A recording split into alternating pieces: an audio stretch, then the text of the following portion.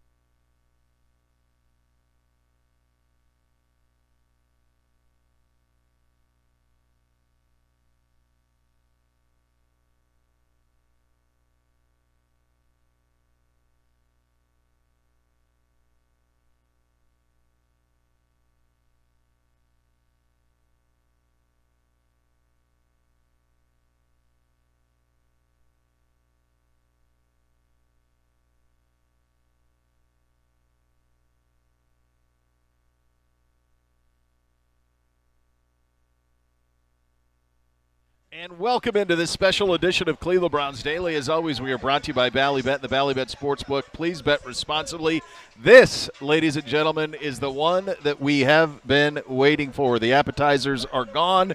This is your main course. It is a joint practice between your Cleveland Browns and the Buffalo Bills. I am merely Bo. The orange jacket, Mr. Siciliano, is here. Good day to you both. And Dr. Z. Hello. I feel like you tamper down the hello when I show energy on the good day to you both. I feel like I'm stealing your thunder. Couldn't. I don't want to steal your thunder. My thunder point. is He's like is Thor. bountiful. It's an abundanza. He's Thor. He's right. the god of thunder. Absolutely. Listen, This is Second what we've straight day you've mentioned Thor, the god of thunder. that's right. Yeah. This is The like a kids are prime watching it. rib. This is like a perfectly cooked prime rib. This is what you've been waiting for. In 2026, Now we're here. This is the most consequential day of the offseason for your Cleveland Browns. We have this is the one. I mean, obviously the the one. quarterbacks are the headliners in all of this, but as we kind of articulated yesterday on the show, I'm fascinated to see that in the lines of scrimmage, can our defensive line be as dominant against somebody in an opposing color, and can our offensive line hold up? Those things I'm very, very curious about, but of course the headlines will be the quarterback, Duck to Z. There's no doubt about it. And today you're going to get periods where they're going to split the reps with the ones. That's what we were told by Todd Monken on the Todd Monken Show on Tuesday night. And so you're going to get, just so people kind of have an idea of how many first-team reps are out there to be had today, there are first-team reps. We've got 10 in a rundown period, 8 in a pass period, so it's 18, 28, 38. And then there's going to be one field. We're going to get a 2-minute drill, and we're going to get a move the ball. So one group, 6 plays, going to be fun. So there are potentially here, 40-plus first-team reps. Both guys should probably get in the neighborhood of 20 or so. We'll see if it ends up being even. And then there are also 7 second-team reps every time there are 10 first-team reps. And I don't think those are going to be all Dylan Gabriel. I think that you're going to see Shedeur and Deshaun Watson get those as well. So we're talking about an opportunity for both quarterbacks today to get in the neighborhood 25-plus plays, I would think. And I think we also have an opportunity today for one of these quarterbacks to throw a knockout punch. Now, it would have to be a significant punch. I mean, it would have to be one of those punches that go viral on social media and knocks the other guy to the floor. James Buster Douglas. Kimbo Slice. Speaking. Remember Kimbo Slice on YouTube? Yep. He had a big I punch. do. Yeah. And I remember where I was when James Buster Douglas knocked out Mike Tyson that night in Tokyo. I was a wee bit child who should have been in bed already, but was watching the fight on HBO. But for anyone who says this is over, now it might be leaning in one direction. I think that's fair. I think the veteran quarterback would naturally have the edge here. But to say it's over, I think, is comical. Because what if Shedeur comes out today and has a great day? What if he has a good day today, but then throws 3 touchdowns in the first half on Saturday? I don't care against whom he is going. That is a resounding statement. Conversely, Deshaun could do the same thing. If it's still pretty much a draw, then I would have to assume the edge goes to the veteran quarterback.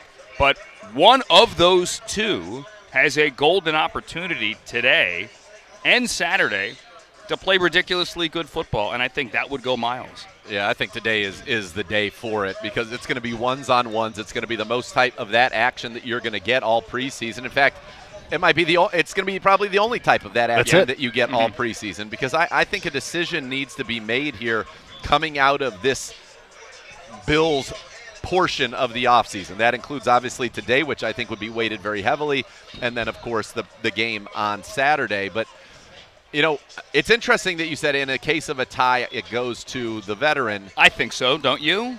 So, philosophically, yes. Nathan Zagura, right? When I'm talking to our sophisticated football audience, would say if it's not a clear discrepancy, play the young guy that's on a 5th-round contract. I'm with you. I know you philosophically, but do you think realistically that is how it would play out? Well, you'd have to get in the head of Todd Monken on that, but which none of us are. But I think just if they're close, you go with Shedeur because he's a 5th-round pick. He's under team control. Money-wise, it makes sense. Logically. And the Deshaun thing, while it could get done next year if he has a great year, ownership said that a couple of weeks ago. The reality is it's complicated to get back to that point. I think we kind of hit on this when you were out west, buddy, this week. Like it really for Todd, it's just kind of it's a complicated, heavy decision, but he's had 6 months to know these guys. It's not like this is something where every practice he's learning something new. Like he kind of knows who they are, and I think you're going to have he's going to have confirmation bias one way or the other, and today's going to be a big part of that. But you're basically saying to yourself, am I going to live with, or can I get Deshaun Watson to revert back from a trusting his arm and what he sees standpoint to what he was before? Can I get somebody who is an ultimate playmaker? Can I get that back out of him? We haven't seen a whole lot of that in camp. Now, we said it 2 weeks ago Wednesday, and he had it. And when he gets it going, We've seen moments. He looks like that. Yes. Or as the other side of that, can you get Shedeur to be everywhere he needs to be operationally, and then have the layups be layups for Shedeur, because sometimes those are not. So that is the kind of, to me, the yin and yang that he's fighting with. Yeah, you kind of have, if you put them together, you have kind of everything that he would be looking for. Chunk plays and explosives from Shedeur, better operation, better quick game from Deshaun, a little more athleticism in the read option game from Deshaun. But the question is going to be, can Deshaun Watson play freely? And if Deshaun Watson can play freely and be more than just the quick read. Now, he operated very effectively in Chicago, went up and down the field, should have had more points. Harold Fannin dropped one on a 3rd down that ended up being a big one. But if he can go and recapture some of that, you feel really good about it. Shedeur Sanders, again, makes big throw on 4th down in our move the ball period yesterday in the 2-minute drill, but then spikes it before everybody's set and the clock runs off. And so it's the little things that become big things to coaches or what are holding Shedeur back. And then on the side for Deshaun, the reason it hasn't been cemented yet is he hasn't been that playmaker yet that we've seen Shedeur be. Can I use a basketball analogy? I usually go baseball. Let's use this. Better for this analogy. audience. Yeah, better for us, yeah. So with Deshaun, you got a guy that can score in the paint, right? He's good. He could hit the bunnies. He's got to be able to step back and take some threes. Yep. Conversely, Shedeur is going to knock down the three. He has no problem dribbling the ball over the timeline and just jacking it up there, right? And you know what? He's going to hit a lot of them, but he's got to be able to hit the layups as well. He's got to be able to score in the paint. And when I say paint, I don't mean red zone. But to your point, like if you were to put those guys together, you'd have a complete basketball player. Yeah. Yeah, and you have scores on this team. You need someone who can get the other guys the ball. Yeah, you need a point guard. Yes. You need a point guard. It's what you need here, and we'll see where that goes. And the other thing on this, folks, and I know on this program we've reiterated it over and over again, but sometimes I think it just needs to be said to be reminded. Both of these guys, this was clean slate. Mm-hmm. Todd Monken has no prejudice towards either one. Like, this is clean slate. You and I have talked many times. If this was the previous regime, I don't think Deshaun Watson would be participating in this joint practice in this way. And I think he probably would say that as well. 100% he would. This is a clean slate for everybody, and it's just what you do with it. And from Todd's perspective, Todd Monken wants to do one thing. He is living a dream. He is one of 32 head coaches in the National Football League. He has worked his rear end off his entire life to get to this point. Probably thought there's a chance he was never going to get this opportunity. He is going to be completely uncompromised with a singular focus to win. That's it. That's all he's about. He's about winning this practice. He's about winning week 1 against Jacksonville. He's not thinking about – we're thinking about all the other things, the big picture stuff. That's Andrew Berry. That's ownership. That's not Todd. Todd is in charge of this decision, and he wants to win week 1. And this is going to be a legitimate test here today because Joe Brady just said about 25 minutes ago, if you believe him, he has yet to make up his mind as to whether or not he's going to play his 1s or even his 2s for that matter on Saturday. He said it depends on how this practice goes, and talking to some Buffalo people down in the field, both guys wearing uniforms today and guys not, it's not as if they're going to come out and start fights. That's not what I'm saying. But they are taking this quite seriously, and they're not just going through the motions. There's going to be some scripted stuff out here today. They are, I wouldn't call this a game plan, but they are not sleepwalking through this practice. No, and that's why this is a great barometer for the Cleveland Browns. I feel really good about our first 22. And how does it stack up with a team that a lot of people think is an AFC championship contender and a Super Bowl contender, obviously because they've got number 17, the Superman, the MVP, Josh Allen. So when you look at this for the Browns, this is going to tell you, okay, what can we be a little bit? And I'm not as concerned today, to be perfectly honest with you, at home with the 2s and the 3s. And yes, I know that matters, but I'm concerned about the 1s. How do our starters look against their starters? Yep. And if we can compete with their starters, injuries happen, all of those things happen. Yes, you need depth. We know that some of the sacrifices that have been made with that regard to our roster. But if we can compete with the starters of the Buffalo Bills, I'm going to feel pretty good coming out of this. And it's about the quarterbacks, yes, but I think it's about the line of scrimmage. I think it's about the back end. Now, we're going to do this today. Obviously, no Malik Collins. He won't be participating. Carson Schlesinger still not participating.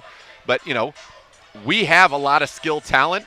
What does that look like today in this matchup here with the Buffalo Bills? Now, one thing that I am looking for, and I don't know if you guys have seen it yet, I have not seen it yet, is I've been looking for number 10, Quinshon Judkins. And I see Dylan Sampson. Usually he is in one of with those Dylan. middle lines. I see Sanders. I see Amani Marshall. I really enjoyed you guys yesterday, by the way, having so Thank much you. trouble seeing the far field. I'm like, Oh, welcome to my my life goodness. with bad Yeah. eyes. Yeah. It was a long ways. I mean, I they were know. look It was at a how long far way. away. Siciliano. I can't see that. There were 2 passes Yeah. that ended up being dropped, which we did not know. Binoculars. Oh, yeah. You know, I should have brought mine. Mine are at the house. Yeah.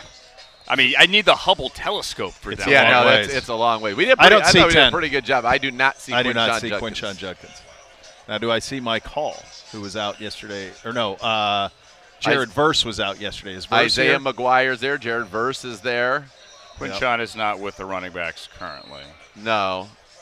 See Michael Burton over there. He is an observer again today, but he's wearing his 34. But I don't see Quinshon even out here. No. So it was kind of funny. Grant Delpit, Ronnie Hickman did a joint presser earlier today. Browns did their player avails before practice, as they usually do.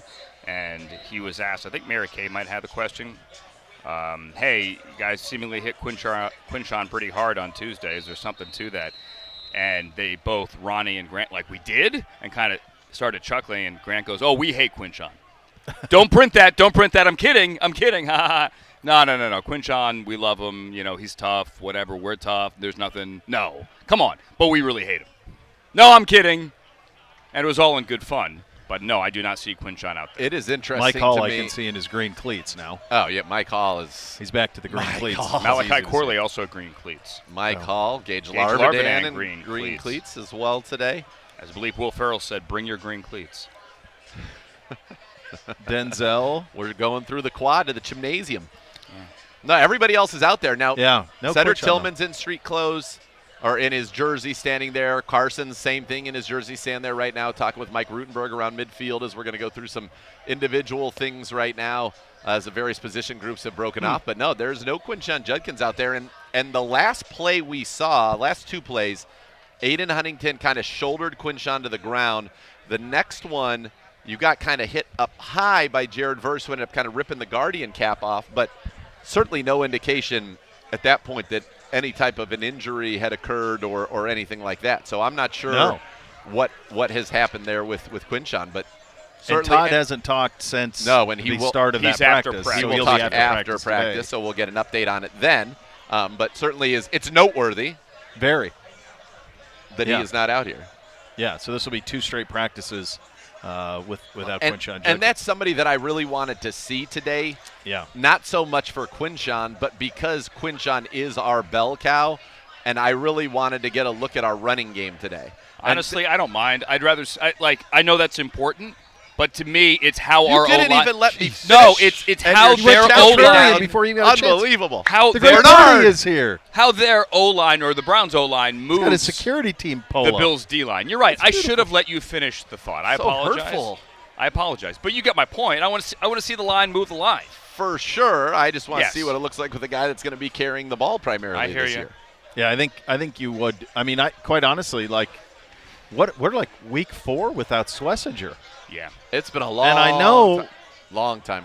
I know that we are told he will be okay, but I You'd like I to assume see he's it. going to be. But this is one where you kind of wanted to see where this goes, and Just only thing else, there's still 3 weeks. Of I know, course, it's I long wanted ways. I Long wanted to ways, see yeah. him this week because, again, now if you're Easton Mascarenas Arnold, what an opportunity this is. Winston Reed.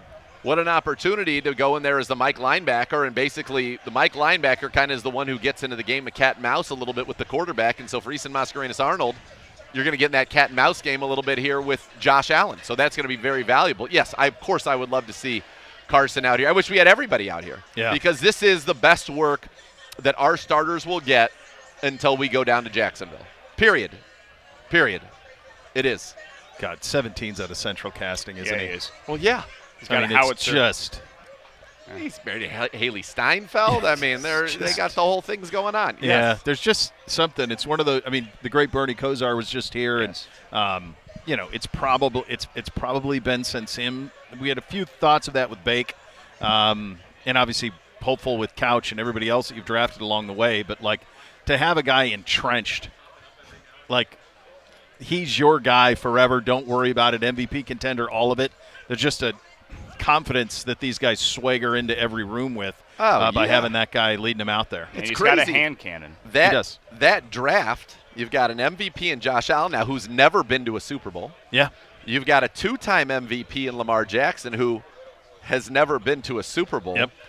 You've got Bake, who has obviously been, multiple-time Pro Bowler and accomplished player, but also has never been to a Super Bowl. And then you have Sam Darnold, who on his, and I'm pretty sure the math's right, on his 5th team? Correct.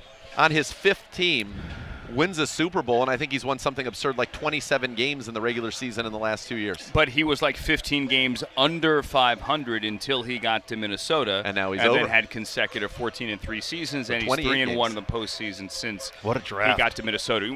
Insane. Crazy. I was going down the rabbit hole last time. This was on the plane yesterday. Last time the Bills were here for the preseason was 2018. So Josh Allen and Baker's rookie year. Oh, I It was remember. week 2 of the preseason, Nathan, you remember. Baker's home debut, he played well. Yep. Nick Chubb wearing 31 Yeah. scored a 31. touchdown. Carlos Hyde scored a touchdown that day. And Josh Allen, after it was Miles and Larry Ogunjobi just drilled, who was it? Who was the veteran? Kyle Orton. A.J. McCarron. A.J. McCarron. Josh geez. Allen came in for his most extensive work, played well, especially in the second half, and then the next day it was, well, maybe Josh Allen is going to get on the field a lot faster than anyone thought. Baker had really good numbers that day, too. Listen, I remember Josh Allen's first postseason game. I want to say it was in Houston. And he had a play where he ran like 30 yards back, and Yep. it actually wasn't there, and people were concerned. I give him all the credit in the world for how well he has worked, how hard he has worked. A lot of people have not been able to change their accuracy from No. college into the NFL in a positive way. He has done that. He is everything that you want in the leader of your franchise. Now, he had a lot of stability early in his career, which I think helps a lot. I think one of the things, one of the what-ifs with Baker is Baker had basically a different OC every year. Yep. For his first 4 years. Josh Allen had that kind of security, and that's how Brian Daboll became a head coach in the NFL. He had McDermott, and he had Daboll with him. Daboll then becomes the head coach of the Giants, now is the OC in Tennessee. But that stability for Josh Allen, I think, was monumental, and his work ethic and his commitment to improving, and quite frankly, his God-given gifts, which are the size, the hand cannon you referenced, his athleticism, his ability to score. I mean, he's one of the most dangerous red zone players in the league because he has double-digit rushing touchdowns every year because he is as big as he is, and it's hard to bring him down when he gets ahead of steam going 6'5", 237, 240 in pads, we'll call it. 237. I mean, Do you remember we were what talking more to do you want? we were talking to Vic at the combine after that first year with Josh, and I remember talking to Vic and like, do they know what they have with him? And Vic was like, no, No, not after the no, first they really year. didn't. Like there was he put the ball on the ground. There were some mental things that just weren't there. But he was put in a position where he could be curated, and they incubated him and they took care of him with the same message. They hired great coaches, and it's one of those things that so rarely happens in the league where you have that type of patience. Quite honestly, the Bears are lucky that it worked, that they landed on Ben Johnson. That could have been a similar situation with Caleb, where Yes. he never finds his way because they just miss on guys, and you never get confident. So as luck would have it, the Bills in the offseason signed Bradley Chubb, who is also in that top 7 in 2018. Along with so Denzel it's Ward. come full Ladies circle. Ladies and gentlemen. There he is. Oh, look so at dapper. look at those. I Oh call my them God, bone. Is that a bone pants? Those are Yeah. It's a bone-colored bone pant pants, and a yes. bone With the shoe. shoe. Yes. With a I mean, red on the oh, bottom. yeah, what color? Oh, Very boy. sticky. nice. Wearing, Goodness Buffalo, gracious. wearing Buffalo Bills jacket. Please, Good, how are you? Please. You ever played the go back in 2018? Where does he get and- shoes that match slacks? He's unbelievable, guy. He's a Where fashion. where do he's you a do fashion that? Like, icon. where do you go and go? I need a slack to match this sneaker. Done. Done. Yeah, with It's a red bottom, incredible. preferably. Oh, God. That's an incredible job out of him. The 2018 game, I'm not Oh, yeah. trying to rub it into Browns fans, but how Josh Allen would have changed sliding doors, the NFL, as my boy Dave Damashek would say. Obviously, Josh Allen could have gone 1. Baker went 1. It worked until it didn't. Won a playoff game, should have won 2, obviously. At 2 overall, Sam Darnold. What if Josh Allen were a Jet? At 3 overall, it was Saquon. Saquon. Yep. All right. What if Josh Allen were an Fours, Eagle? At 4 Denzel. overall, it was Denzel. Very happy with Denzel, and you Five-time wouldn't Pro have Bowler. taken him at 4. Yep. At 5 overall, Bradley Chubb. At 6 overall, Quentin Nelson, likely heading to the Hall of Fame one day in Indianapolis. But what if the Colts, what if the Broncos had Josh Allen? How history would be different. And then clearly the Bills traded up. Brandon Beane, to his credit, still here, made the move, and they have him. But it is one of the most fascinating to me. I know Lamar went 32, and you could do the same thing, but what if in the top 6, how that guy would have changed, I mean, the history of franchises, potentially. Well, you wonder, like, who did Denver have? Because where I grew up, a lot of Bronco fans, and I know a lot of them were clamoring for him. They would have had the most intellectual knowledge of what he was or what he In wasn't. 18. It's 2 hours up the road. Correct. And to they scouted Laramie, him. so Yeah. they would have Elway scouted was him there. entirely, and he had the Elway look, the build, all of it. Like, who did they have at that time that made them not do that? I mean, that's I'm trying to place, like, who's quarterbacking the Broncos at that point. Was it Osweiler or Case Payton? Keenum? Did they still – no, Osweiler's Osweiler was gone. already with us Gone. the year Osweiler's up before. at 17. Payne's got. I want to say Case Keenum. 28. Sorry, Pro Football Reference is verifying that I'm not a bot. Oh, that's Yeah, I know. nice, It's so isn't it? annoying I they like do that. that. They had Case Keenum. How Wow. about it? Good Yeah. job out of you. How The about noodle it? still works. Case Keenum, who along with Ray McLeod looked like Montana to Rice last Saturday. Yeah, they did. Take Yeah, candy that's from baby. That is a wild what if. I kind of but think they you- went from Case Keenum to like Flacco. They might have. Flacco They might started have. the year out there. But I mean, this kid's sitting there and he's 2 Yeah. hours up the road, Yeah. and they didn't. And the issue with him and you hit on it. I can't think of another example. Andrew, maybe you can. I can't think of another example of someone who became accurate. No, and Correct. that was the knock. You know, remember teams drafted Jake Locker. Yeah. Was taken early by the Titans and was a guy that was around a 50-ish% passer, and they just never thought that you would see it come. And by the way, early in his career, he was inaccurate, Josh Allen. Yeah. He worked really hard on his mechanics style. You just don't see a lot of people be able to do that, and he was. And that's, you know, he's the guy, and I use the golf analogy, he's the guy that you go to the range and he can hit it 350, but he kind of doesn't have any No idea where idea. it's going. And then all of a sudden, now he does, and he's got the short game, and he's got the play. He's got it all. He's got every tool in the bag. Ultimately, a quarterback has to be able to throw the ball where they want to. Yep. You know, I mean, that is kind of just, that's the You basic don't know where it's going. part of the job. I got one for both of you. Yeah. Is Josh Allen the answer to the question, who in the National Football League has the most pressure on them this season? So I think Joe Burrow is on that list as well. I think Lamar's on that I think list. Lamar's on that list. I think because people are sycophants, I think Patrick Mahomes is on that list. Oh, I disagree respectfully there. But you prefaced it with saying People are because nuts. people are nuts. Yeah, Yes. people are being So- crazy about it. They're saying, you know, is he that good? Was it, you know, they haven't won a Super Bowl in a couple of years. Guys only won 3 of them. I may not know what they want, but it does feel like there's a little pressure there. Or was it all Tyreek Hill? Their offense hasn't been the same since they lost Tyreek Hill, blah, blah, blah, blah, blah. I think it's him and Lamar even more than Joe, because him and Lamar have new coaches that the hunch is that they had a heavy hand in for sure who the replacements were. Yep. Both in Baltimore and here. Whereas if it doesn't work this year in Cincinnati, and Cincinnati's loaded, there's really no questions on their roster with what they've done on the defensive front. But the reality is that if they come up short, you can always fire Zach. Correct. So there's always that other move for Burrow that has him insulated, because there's a lot of people down there that question Zach's ability to get them completely over the hump. No, I think there's a lot where of here, pressure. I think it's these two guys. It's the two that I think of most, in terms of it's time to go. Yes, no doubt. And it's wild two in our division, a lot really in our conference, which speaks to the dominance that Patrick Mahomes has had over this conference of late. I'll give another one who's got a little pressure on him, but doesn't ever seem to get pressure on him, but I think he should have some pressure on him. It's Justin Herbert. I think so. I'll buy that. He's awesome, but it just has not translated into success. They haven't won a playoff game yet. He has not won a playoff game. No. And he should. Lawrence is probably there too, and CJ. There's some other ones. CJ Stroud's got a lot He's of pressure. got a lot on of pressure. Him. Yeah. Some of those markets just aren't quite as feverish as Yes. like this one is and Baltimore is. If Justin Herbert and the Chargers fizzle out this year for whatever reason, their long history of injuries, they always have bad luck that way for whatever reason. It won't be the number one story. It won't even be the number 8 story in LA. The number one story will be the Lakers, the Dodgers, and whether or not Aaron Donald and Myles Garrett and Matthew Stafford can win another one for the Rams. The Chargers, and I'm not trying to They're gonna be fun unfairly with Mike rip McDaniel. the Chargers. They don't move the needle nearly as much, and if they don't win, people will focus on other things because, they had a shot, but wait, what else is going on? Can you do me a favor? Yes. The next time you're at your twice weekly lunch at the Beverly Hills Hotel with various executives, I've been there only twice in my life. Can you do something for me? Yeah. Can you put this little nugget out there that your buddy Bo wants a Succession-style series on the end of the Bus family owning the Lakers? How about Jeannie Mark suing Walter suing. I just want I'm all with of the details on that. Did you see the passing stuff today? No, I didn't see the passing. About how they might have to sell the Dodgers, I'm assuming? Is that what he said? No, that the Justice Department was investigating Jeff Passan for covering up some of the financial stuff that the Dodgers are doing?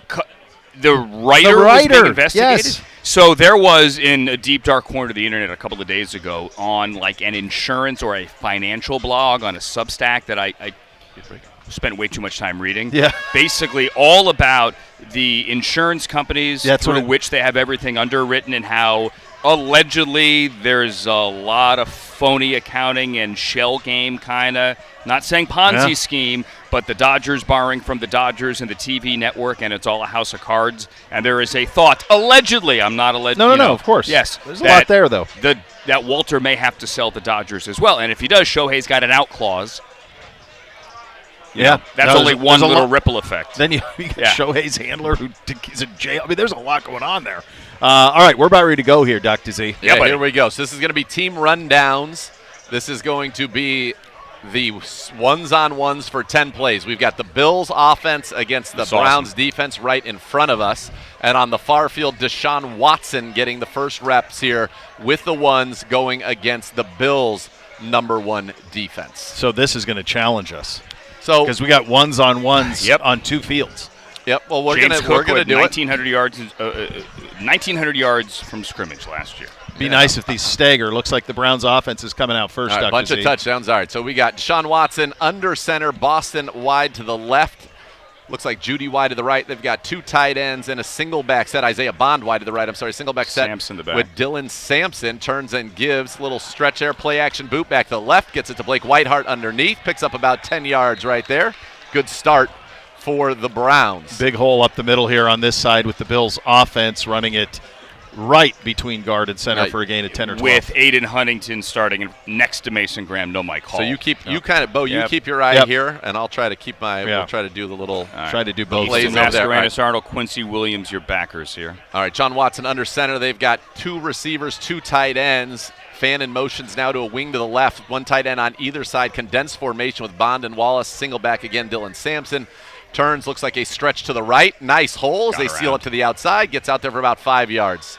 Meantime, here a little play action from Josh Allen. Was looking for a crosser, wasn't there. Quickly checked down, little gain there, and was read pretty effectively by our linebacking core for a minimal gain. Yeah, With got that to Alex Ray Davis. Wright in the backfield. Ray Davis is wearing a new number here. 7. Ray Davis wearing 7. That was Quincy Williams was right there on the coverage. So far, 2 very good plays for the Browns offense in the first 2 plays. A play action boot. Now we got Watson under center again.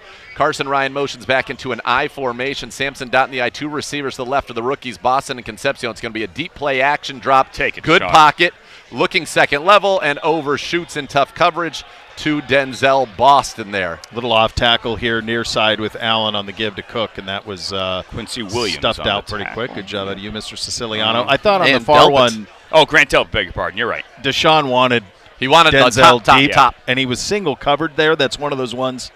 Just I let think it fly. Give it a KC was shot. deep. Or was it KC on the KC was outside? deep. It was the crosser or the kind of the deep kind of out route there from Boston. Well covered. Tried to put it in there and missed in a safe spot. Which We you got have to do, Tyson Campbell out here with the ones in team drill, so that's which good. is good. Watson under center, turns play action boot to the right. They got Fannin leaking out, puts it right on him. And that is a nice 10-plus yard gain there. So Deshaun in the quick game, good. Golly, Good gee Lord. willikers. Josh Allen, everybody. Just a seam route that Dawson knocks, and it's cool. We're That kind of in a was- cool vantage point. Yeah.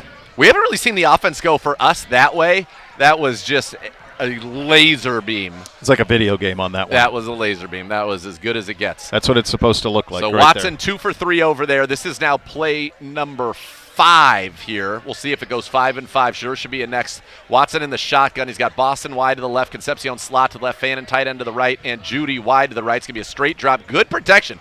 Like Rip what it. I'm There seeing it with the is. pocket. Deep ball. Breaks it deep ball. Oh, that KC is a Concepcion. dive to Casey What a ball. Concepcion right there. Friendly fire. He ducked under the safety, taking out the guy. Atta covering. great And coverage out of Campbell, Tyson the pass Campbell break here. up right here on DJ Moore. PBU Tyson Campbell, This is 18 great. of those. I Last hope year, that this third comes in the NFL. through on the stream because this is pure joy. What a that ball ball from from Watson to Deshaun. Concepcion was Might have been the best throw he's Chef's made all kiss. camp. Beautiful. Honestly. that was a beauty. That was a Beautiful. big All right, gainer too. Watson's still out there. This is now play 6. Watson's still out there under center. Something to keep an eye on here. Tight formation, You got single Rocket back. Sanders back there. Now you've got into the I formation. Carson Ryan is the fullback, turns, and it's a pitch out to the left. Some room as well. I got to tell you something, Ryan. It's the Rocket Man. Where's the Rock, the great one? Oh, baby, this offense looking pretty good through 6 plays right there. My word. And we're an offensive Quince. we're an Okay, offensive Quincy. program. Quincy Williams with a stick here on Ray Davis. We do not yet have James Cook out there. A lot of Ray Davis. Woo! All right, so now Shador Sanders is in, but those first 6 plays, baby, Maroon. Yeah, that was pretty sweet out of Deshaun. Let's a lot go of to, eyes. let's get on a plane and head to Jacksonville. Tevin Jenkins at right guard. Good to see him back.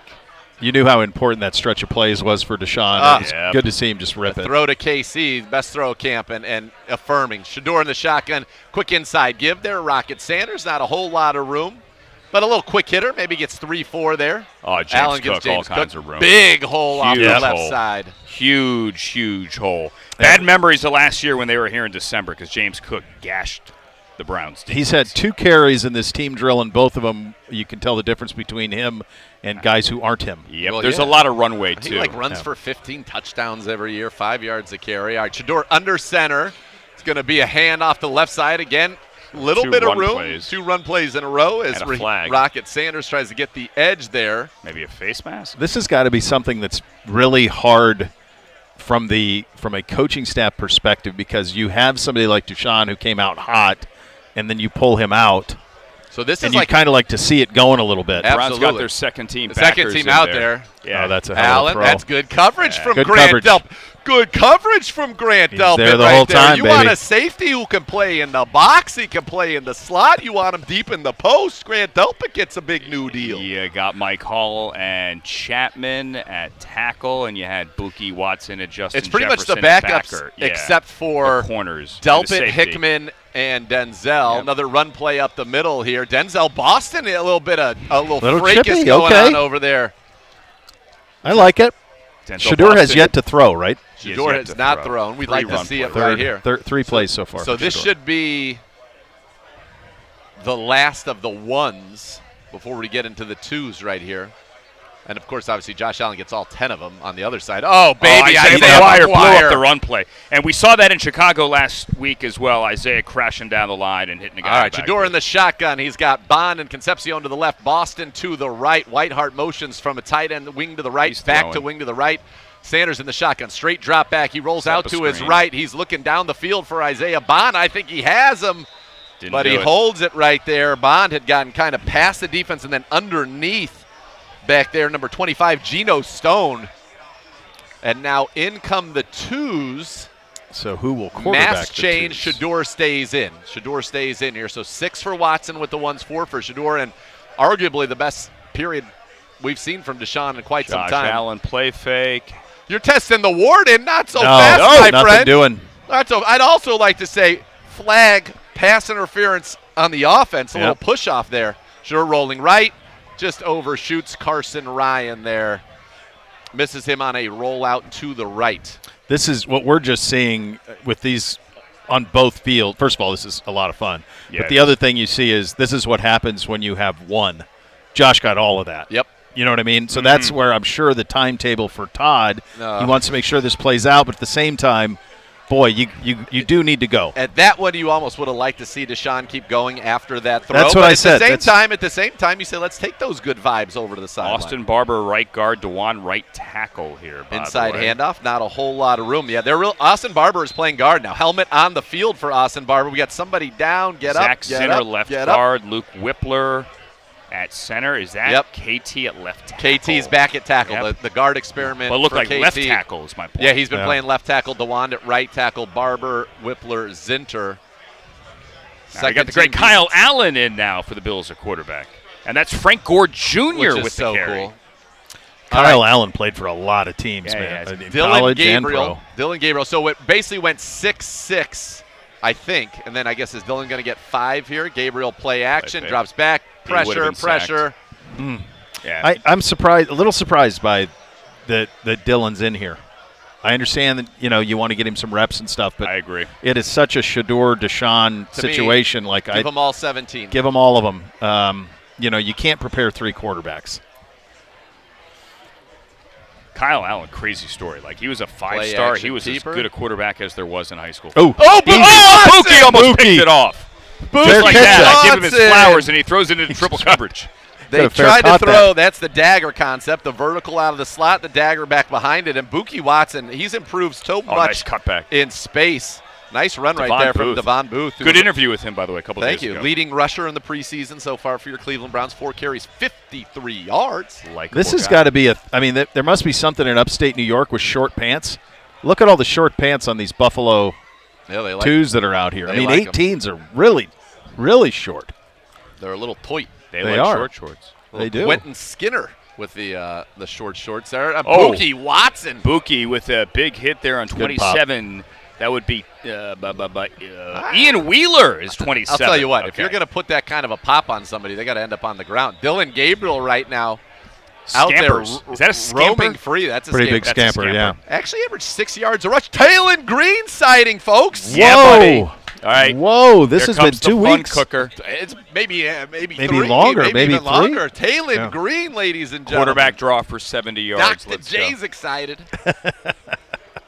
I wanted to see him. Let's see. Boy, all sorts of luminaries, by the way. No, my goodness gracious, luminaries everywhere. Joel Batonio's in the house, everybody. We're in LC, Luminary Central. Oh, that would have been a sack. Oh. Benton Whitley would have had one. Kyle Allen with a handoff there with the threes now. We're thumping on that far field, too. So it looks like we went 6-6. So that's 12, and we're total of 17, maybe 3 and then 2 here for Talon Green. Oh, man, we're talking as big as it gets right now. All the L's, the biggest L's. Yes, the luminaries are here. All right, after this period, we'll get into some special teams. So a couple plays left here. Shane Buechele at quarterback for the Bills. Buechele. Not Steve. From SMU. The Ponies. Good job out of you, the beloved Ponies. The beloved Ponies. Let me see Talon Green unleash. Green under center now. Turns, and he gives. And I hope that's not it. That was big gash here against our defense. I missed that. What happened? We didn't see it. Doesn't matter. Didn't see it. So the old Phil Rizzuto, the scorecard WW wasn't watching. Yeah, wasn't watching. That's right. The story here, right now, at this moment, is that Deshaun Watson had a great opening series there in that portion with arguably the best throw he's made in camp, that seam ball that he dropped in a bucket right there. Boy, it was to Casey Concepcion. It was expertly covered too. He just put it in. It was just picture perfect. Yep. Josh Allen remains impressive. James Cook remains impressive. But I thought our defense, for the most part, held its own, especially up front. I thought both lines of scrimmage did pretty darn good jobs. Absolutely. Yeah. Both lines of scrimmage were more than fine on this. So that was some pretty big stuff right there. As we got to see the Bills and the Browns, the ones against the ones, good versus good. Back for Season 3, Junior Browns backers presented by University Hospitals Rainbow Babies and Children's Cardinal Credit Union is kicked off. The Browns official kids club for ages 4 to 12 is packed with exclusive gear, epic events, and surprises. Join now at juniorbrownsbackers.com. Those are your hot topics today, presented by University Hospitals, which is a healthcare partner of your Cleveland Browns. Take a quick break. You listen to Cleveland Browns Daily. We're brought to you by Ballybet and the Ballybet Sportsbook. Please bet responsibly.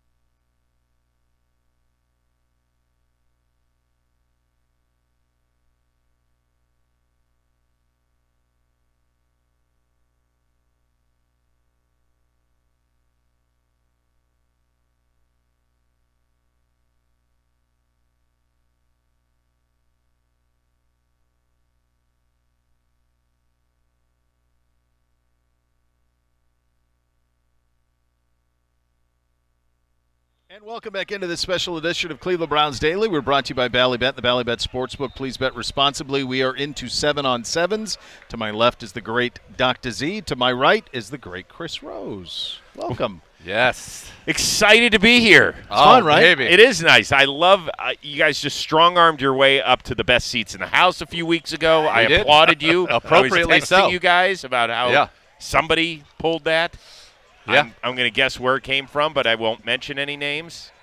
Hello. So now we got 7-on-7s. Hello. Hello. No problem We raising got his 7-on-7. hand. So Shador with the ones to start. First one hit Harold Fannin on a little sit down. Second one, they had to rewind, come out of the huddle and have to rewind in 7-on-7s. You don't want to see that too often, but Shador now dropping back in the shotgun, looking to his left, comes back to his right, waiting, holding, deep dig to Bond, layered in nicely over the linebacker right there. A good throw, good catch by Isaiah Bond. Good throw, Shador Sanders, who is now 2 for 2 in the 7-on-7s. Defensively, Josh Allen got one out in the flat. Browns tackled it for a minimal gain. Now, these are staggered nicely so we can kind of see both. Allen over the middle. That's like a Browns route. You got the little sit-down tight end in the middle of the field. Kincaid. Dalton Kincaid, the former first rounder from 2025. And they're looking, obviously, to get him going a little more. Shador in the shotgun. He's got Dylan Sampson on the right hip. He's got Concepcion slot to the right, Boston wide to the right. Judy on the left side. Bounces, look, check down. Maybe he had a chance to get that into Boston second level. Yeah. Takes the check down. So 2 underneath so far. Munkin saying something to him after that one. I don't know if he wanted him looking left, but looked left, came back right, ends up down to Sampson. We met with Shador today for our Saturday game, and he said that Munkin is a guy who will say what is on his mind right on the field. He will not wait because he doesn't want to forget it, so he gets it out. Good defense right there by the Browns. Forces Josh Allen to throw it away. Shador in the shotgun. Corley and Wallace to the left. To the right. Bond to the left. Underneath again to Dylan Sampson. Tackled right away by the linebacker. What number was it? I'll help I you. couldn't tell if it was – I thought it was 48, but it must be 49, No. Keontae Jenkins. Yeah. Okay. Hey, you're ready for this. Chris Rose ready, is a number aficionado. He's watching him Occasionally. prep on the TV for the TV broadcast on News 5 is a real treat. Oh, yeah. Little Okay, package. good All coverage. right, Good all coverage. right. Trey Avery. Browns D is looking legit. Shador in the shotgun. Concepcion on the motion. That's going to be that speed out underneath. I love that concept. When the Browns get him on the move, they've had him go both ways, so it's not predictable, but they get that release. And basically, you clear it on the outside, you have him in man, and there's no way to keep up with the separation of Casey Concepcion. Shador completes By the that way, one as well. How excited are you guys for this receiver room? Very. We went from It's so least fun, productive in the NFL to top 2 guys where you're like, oh, this could be beautiful for a while. It's going to be a lot of fun. That's what I Always tell people. entirely flattered by when you do listen to our program, but you would know that we talk about weapons All the for time. like 4 years straight. Yep. All right, Deshaun in now in the shotgun. Concepcion with the motion left to right.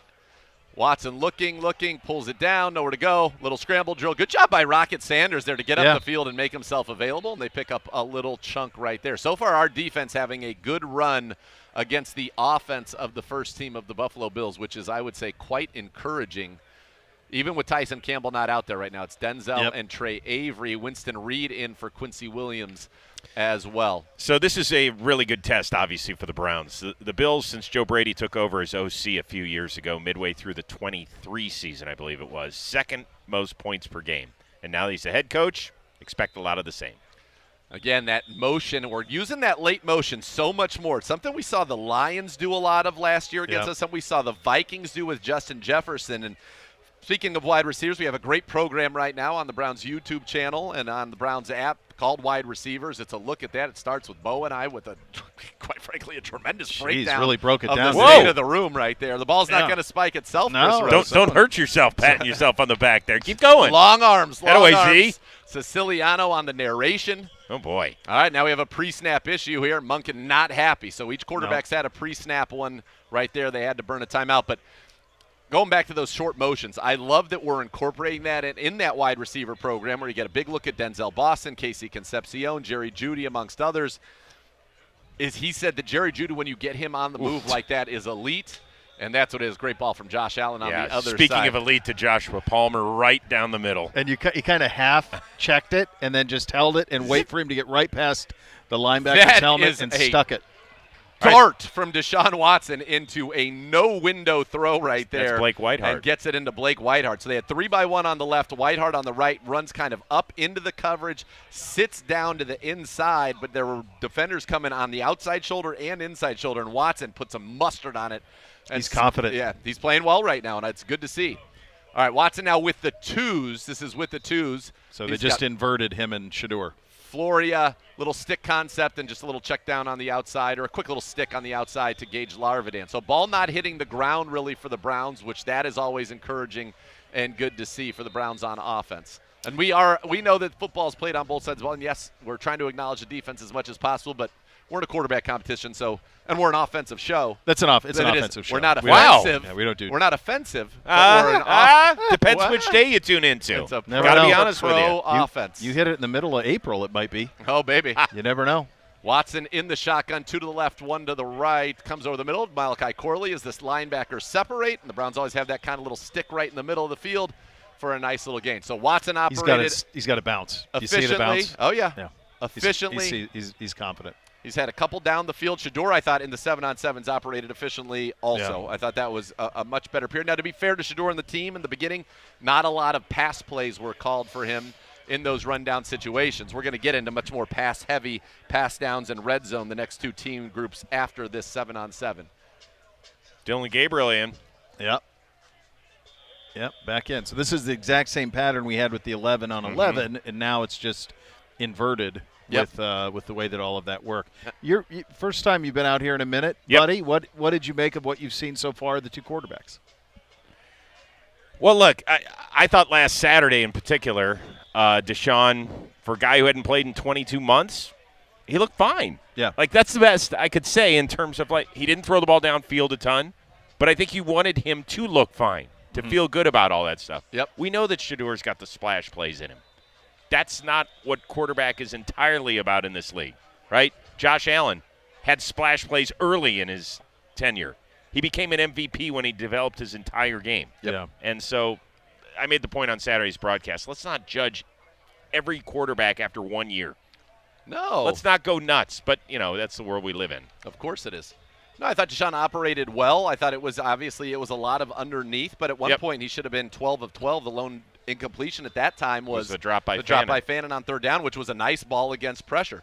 Shador, hit the splash plays, had a couple batted down. He had the fumble exchange as well. Then obviously the interception when the ball just got away from him. 2 plays ago, Luke Floria made a nice catch, and he just continues. Speaking of that splash play, made that big splash play in the cover 0 beater where he had the deep post. You'd like to see him maybe cut that back and get into the end zone, and we could all been celebrating, but still it was a very good play there. Little drop by Frank Gore Jr. on the Bills' offensive side of things. Let's remember, when we're doing 7-on-7s, offense should be winning this 95% Yes. of the That ball time. really shouldn't hit the ground. Right. No. Which is what was encouraging about what I thought our defense did out there against their ones. Nice ball from Dylan Gabriel into Malachi Corley, and a curl with 3 defenders kind of closing down on him. Are we going to get a Talon Green rep? Do we get him to get him? Does he get to throw it? Helmet not coming on. No. Helmet's today. still resting on the top of the head over Well, there. at least he got 2 snaps in the run period. Got to hand it off a couple of times.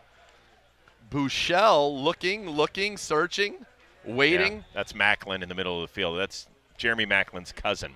That's awesome. Is that really? Jamori Yeah, it's Jamori Macklin. Macklin. Really? What's better than Les Macklin? Jamori Macklin. You had that in your back pocket. Oh, He's ready. baby. Since you He's saw ready. the 3 we've been ready. deeps. Oh, we've been ready. We're ready. We're treating this one like the game, folks. Interestingly enough, as they take a break right now, Quincy Williams said he hopped into our production meeting. He was like, it's game day. I was like, it's Thursday, dude. He's like, no, it's game day. It's game day. It's Game game day day for for me. him. And he's treating it as such. He said, we're going to learn a lot about ourselves going against a great offense, which he had to do twice a year in New York. What a personality he is. Oh, God, he's great. One of the things that we as a show were ready for this, more than ready for this. Yeah.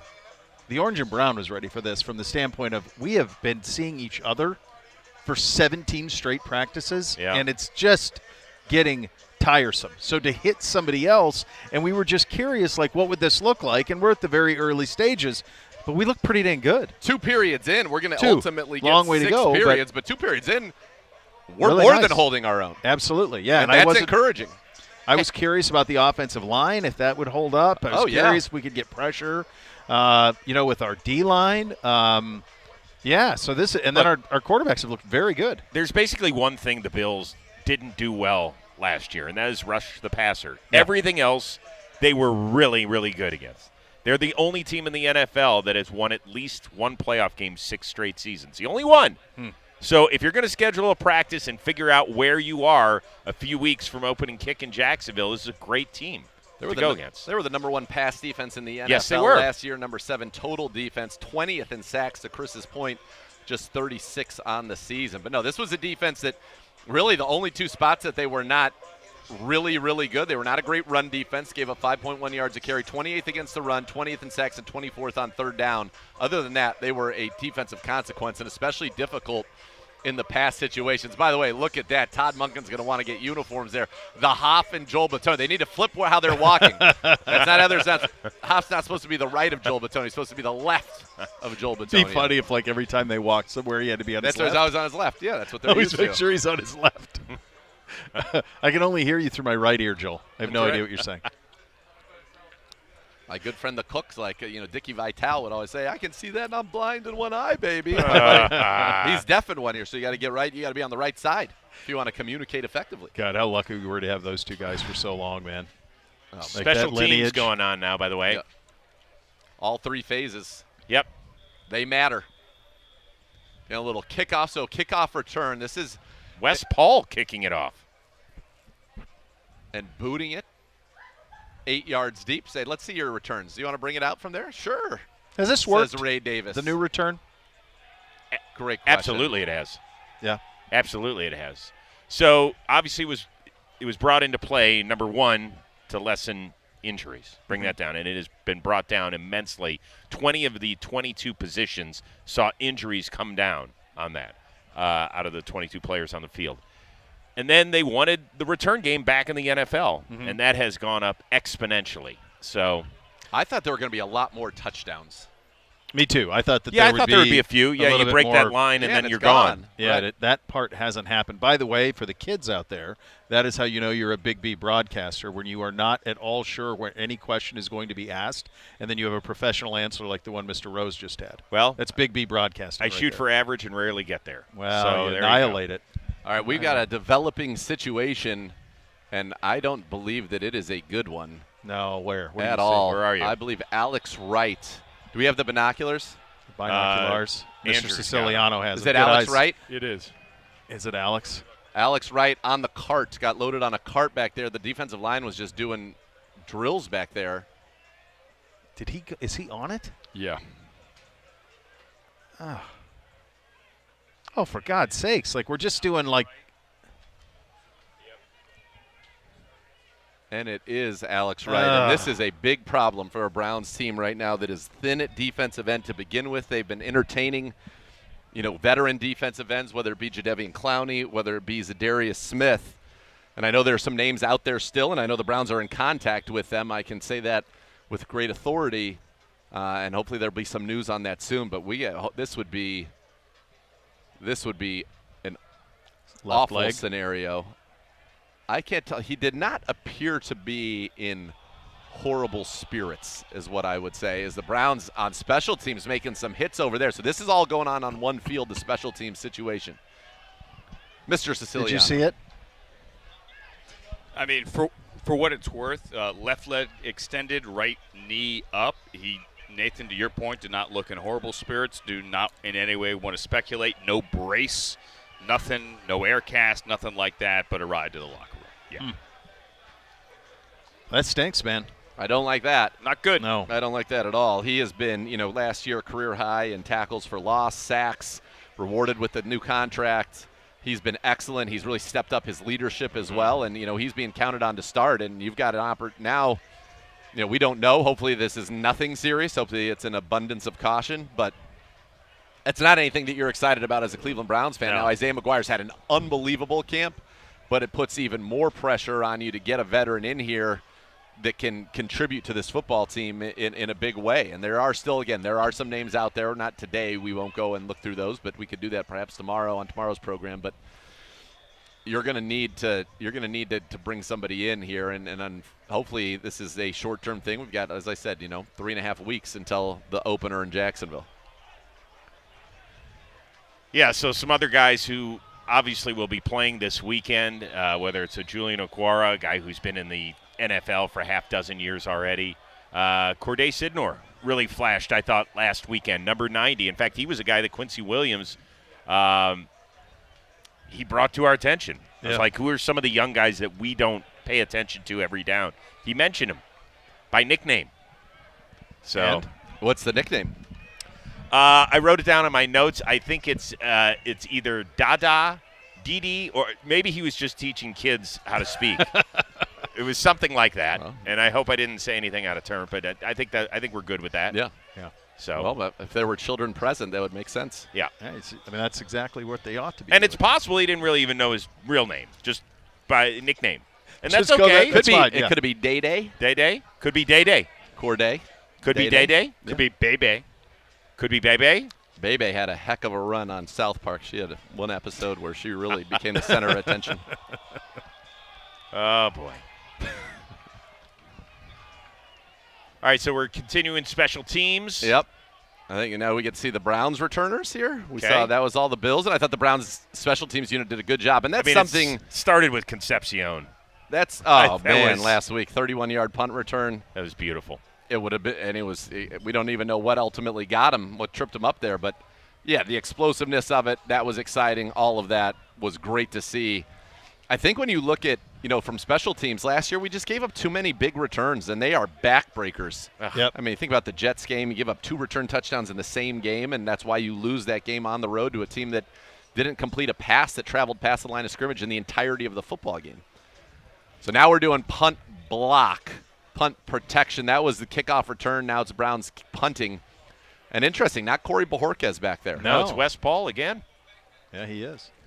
Chris, 2 days ago at camp, Casey Concepcion ran kind of a skinny post, and on the break got about 8 yards of separation. Yeah.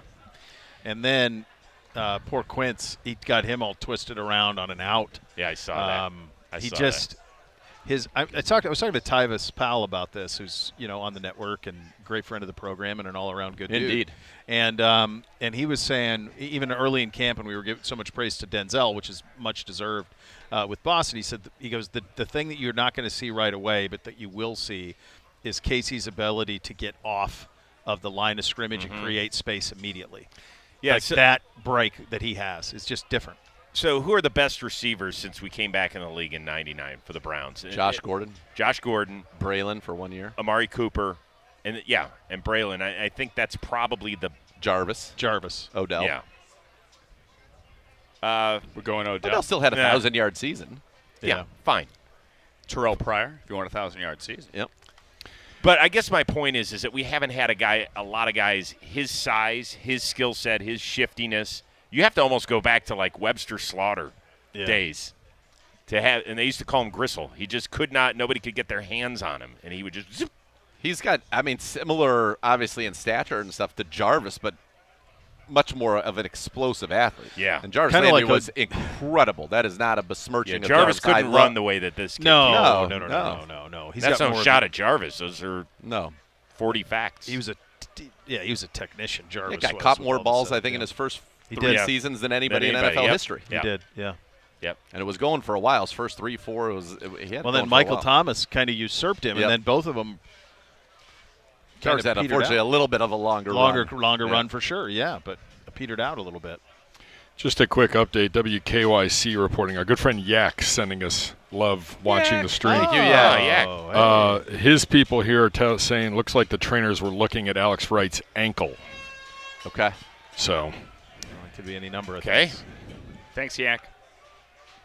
All right, so Here we special go. teams. This is fun. Giddy up.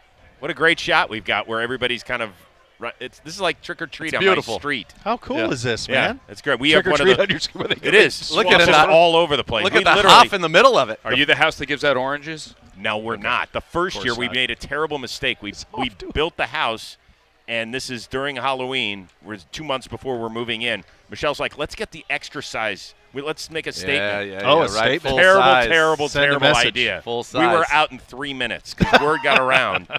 And so I was like, I'm not buying it. I still got to pay for kids' school after this. It's either the extra large candy bars or that. All right, here we go. This is going to be the passing downs.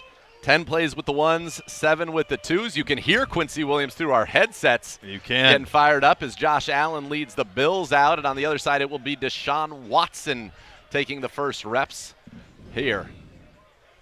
Opportunity to get after the quarterback. The line for the Browns is McGuire and Verse at the ends, Huntington and Graham. I'm sure my call will get in there sooner rather than later. Verse pushing Dawkins all the way Oh, man. back into Jared That's Allen. Stephen Gosnell.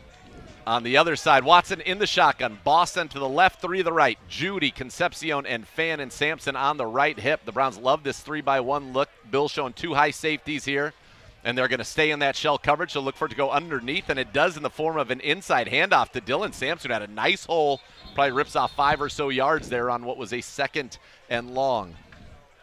Got to get better in that area. That was something that Todd Monken was like, yeah, we're not going to win a lot of games if we cannot run the ball semi-effectively. No, and last year, by the way, we were terrible in 2nd and longs. If we were in 2nd and long or behind the sticks, it felt like it was over before it started. Allen with a nice slant there to Dalton Kincaid. Watson now in the shotgun since Tylan Wallace across the formation. 3 to the left, Boston Wallace. And I believe that's Bond. I think Sampson on the left hip and Blake Whiteheart, the tight end, on the right side of the formation of the 3-by-1. Watson takes snap. Here comes a blitz from the Bills. Good pocket. Watson rips it over the middle. Good ball. Should have been caught by Tylan Wallace, who did not come up with it. Flag They're down gonna in the get a secondary. hold on the secondary. Yep.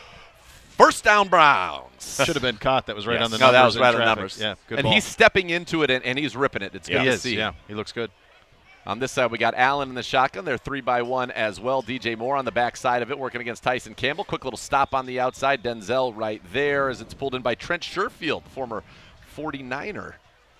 All right, other side. Watson on the shotgun. They've got 3 to the right. 3-by-1 is going to be a theme with this offense, I have a feeling. Judy, Concepcion, and Fannin to the right. On the backside is, of course, the big fella. Oh, no, it's Tylan Wallace. Watson rolls a little waggle to the right. He wanted to throw wanted it, No. and he had it. But the pressure off that left side, had he taken the ball away, that was going to be a sack right there for Greg Rousseau, who's celebrating as he got around Titus Howard. They had the shot on the second level to Concepcion, which is where I think he wanted to go with that one on the deep over. But he, right there, if he put it out there in harm's way, it was smart. Unfortunately, you wish that one was blocked up because I would have liked to have seen that throw. All right, shotgun again. Ooh. Sampson on the left hip. You've got a nice screen over here, geez, or Ray whatever that Davis. was. Jailbreak to Ray Davis. By the way, that was an interesting play because they had Jared Verse in the middle of the configuration. Then he dropped into coverage. Inside handoff there to Dylan Sampson, who scampers through a nice little hole. That's one where the defense gets one hand in the hole, and they say, oh, I tackled the Right. guy, and I'm Yep. not so sure. Not so fast, my friends, as Lee Corso would say. And if you are just joining us, no Quinshon Judkins today for the Browns offense. No. So this will be the second straight day with no Q. Todd has not spoken since yesterday's practice before. So today, after practice, will be the first chance we get to figure out exactly what's going on with Q. All right, with the ones right now, it's the one line and one linebackers. Miles Hart in the secondary in terms of the 2 corners, 2 safeties are the second unit. Watson in the shotgun with Boston and Judy to the left, Fannin and 2 tight ends, Whiteheart to the right. Watson, quick game looks, throws on the out to Boston right on the money. That was a 3rd and about 5, and that would have been a first down. Good throw from Watson right in rhythm there. In the meantime, on the defensive side, Mason Graham got pressure, batted a ball away. Atta Good to see. baby, Mason Graham. That was amazing because you set up on the near field for the audience. You set up our defense. Yes. Then midstream switch to Watson in the shotgun. Well, this is an So you- amateur hour, folks. This This you is one said day our- of joint practices. Our defense realized, because I was curious how you were going to do it, because they were basically going at the same time on that. These guys are a little bit closer ahead, so we're back to it on the far field with the offense. All right, Watson sends Sanders in motion from left hip to the right hip. He's got Judy and Concepcion and Fannin to the right. Boston singled up on the left. Bill showing blitz single high. Now they walk out of it. They bring 4. He's got a nice pocket. Our line's done a much better job. Good ball. Oh, Nice ball. baby, on the deep Concepcion. over to Casey Concepcion. Had it all away. That is called a chunk play, folks, and Watson with the bounce in his step. This is Look at him. This is the most I've ever seen. I mean, Yeah, he this is is. the best he's looked in camp. not only is the best he's looked in camp, but even Luke, you can see the way he's carrying himself, like the confidence and the belief, all of it. Feel like he got maybe got somebody got in his pump ear up and just said, beforehand. I'll take Go be virtually you. no credit for this being my first day here, too. So, 0. Oh, it's all you. It's all you. Not really. When Chris Rose comes to town with The his stars collection of come out. glasses that are right out of Italy, KC cooked Alfred. people too. like Favorite well, Casey corner. Concepcion cannot be covered. I'm just going to say that right now. K stands for can't and C cover. Can't Nice. cover Concepcion. Very good. I like Of that. course, invoking Immanuel Kant, the philosopher, there with the K-A-N-T. It's very close. Here's Shedeur at quarterback. Oh, draws Oh, him outside. nice. Free Free play. Free play. Take it up top. There Tyler it is. Wallace down the court. Oh, by Isaiah Bond. Oh. Just a little under. And the got the PI. Yeah. That's the beauty of that. We're going to get the Dr. PI. J's all bouncing around, We're jacked going to up. get the PI there. That's a On 30-yarder. Kenai Walker. That is great recognition by Shedeur Sanders of the situation there. And I don't mind that because on an overthrow situation on a free play, you don't have the benefit of that. That ball's got to be put on him or underthrown. It's almost as if he's wide open because that gives you the chance for a completion or the PI. Overthrown gives you nothing. Great job, great recognition by Shedeur Sanders. Gets it out there. On the other side, Josh Allen looking left. Little comeback route in front of Trey Avery to Josh Palmer, and he's got it. Shedeur in the shotgun. He's got Corley to his right. He's got, looks like, tight end Tylan Wallace and Bond to the left. Oh, Right, ball. tight Dart. window throw, and that's a touchdown, folks. Malachi Corley on the dig from the backside. It's some Right. gas on that. Joe Andreessen, the line, Andreessen, I've heard it both ways. whatever.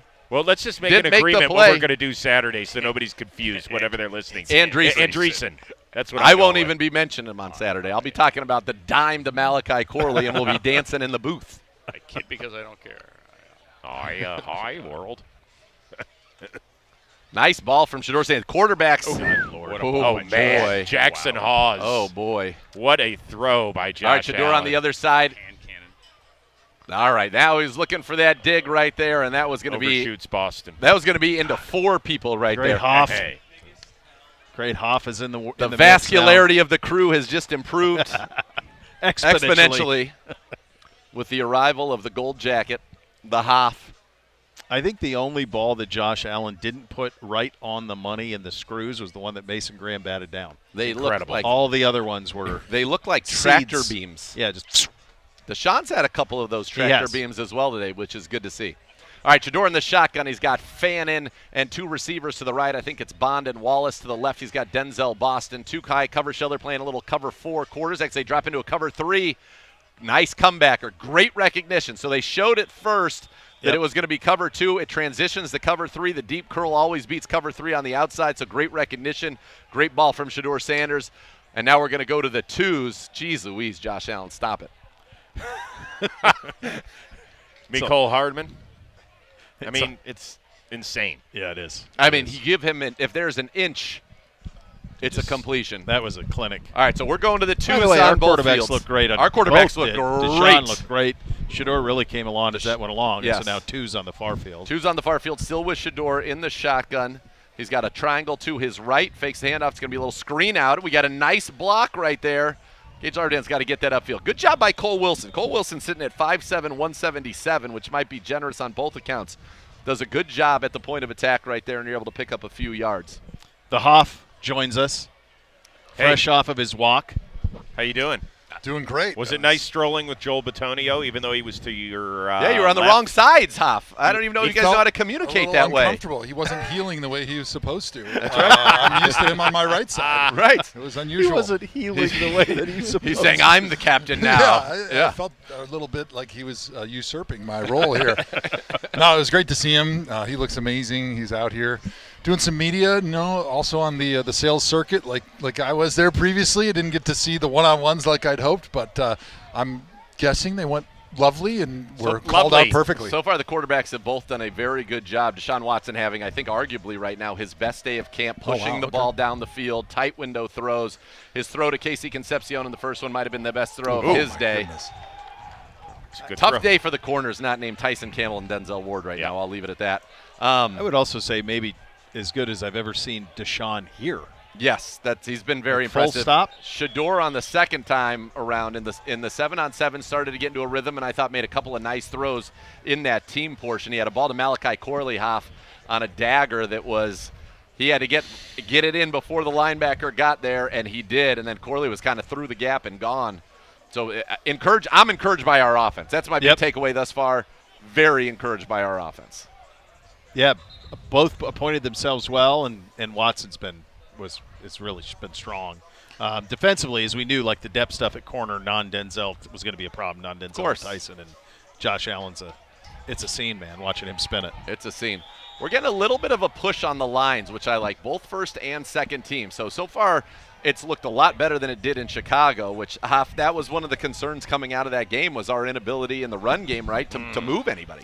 Yeah, both lines were concerned coming out of that game. We weren't able to move anybody on offense to create seams for the running game. I think the receivers were the highlight of our running game, which that's never a good thing. And then on defense, just couldn't get any pressure whatsoever. I mean, even when we were blitzing or adding rushers, defense couldn't get home, couldn't stress their quarterback, couldn't get him off his spot at all. And that's what after going up 10-0, they ripped off, 34 straight, and it ended the way it did. Free play for Dylan Gabriel here. That's got to go down the field, and he's Luke got a Floria. deep seam ball right there to Luke Floria running a little over. Good ball from Dylan Gabriel. That's probably Dylan Gabriel's best ball of the day. Nice touch on that pass right there, like putting it right over the top, layering it over the linebacker in front of that safety that's closing on that deep over route. Beautiful job with touch, timing. Receiver caught it right in route and was able to turn up the field. Yeah. By the way, we've worked so hard on cadence in this camp, and you've seen it already. We've gotten multiple free plays in this period alone off of the cadence and being able to get get them to jump. They hop back. Now you know it's a free play. Down the field, we got a big PI to Bond from Shedeur Sanders, and we got that big one there from Dylan Gabriel. We always used to say, what's our only advantage over defense? They're faster than us. They're better athletes than us. There's more of them because typically the quarterback's got the ball. They're not a weapon, so it's 10 on 11. But our advantage is the cadence, so we need to use that. Whatever the weapons you are, whatever weapons you have in your tool belt, you need to be able to use them. And I love how Coach Munkin is emphasizing that throughout training camp going into the Chicago game. They wanted to use the silent cadence, even though they knew there was going to be potentially some hiccups and it wasn't going to be a loud environment. You don't want to wait until the regular season to start trying to employ your cadence tricks. Taylon Green might get to throw the ball here, folks. Green in the shotgun. They're going empty. Oh, no, they got a running back on the left hip. You want us to run sirens right now? now? Yes, I'm excited. It's very exciting. All right, they're showing a blitz off the slot here to the left, and they do bring the blitz. Got to get out of it. Got to throw it hot. Nice ball there into Jermaine Terry, who's had a nice camp in 85. Brown's looking for a second tight end. Quietly, Jermaine Terry, I think, has been playing pretty well with this third team and has at least, I know, caught the attention of people here. That's a nice ball from Taylon Green. Drifted in the pocket to the left, away from the blitz, and that's a throw that you missed that inside. That's a pick six. You got to put that on the money, and he did. Yeah, the defender was trying to undercut it, and the ball has to be outside and a little bit higher, and it was right where it needed to be. Receiver caught it, was able to turn up the field. That was beautiful. All right, Taylon Green in the shotgun. This time it truly is empty, but now he's going to motion the running back, Devon Booth, to his left hip. Two receivers to the right, two receivers to the left.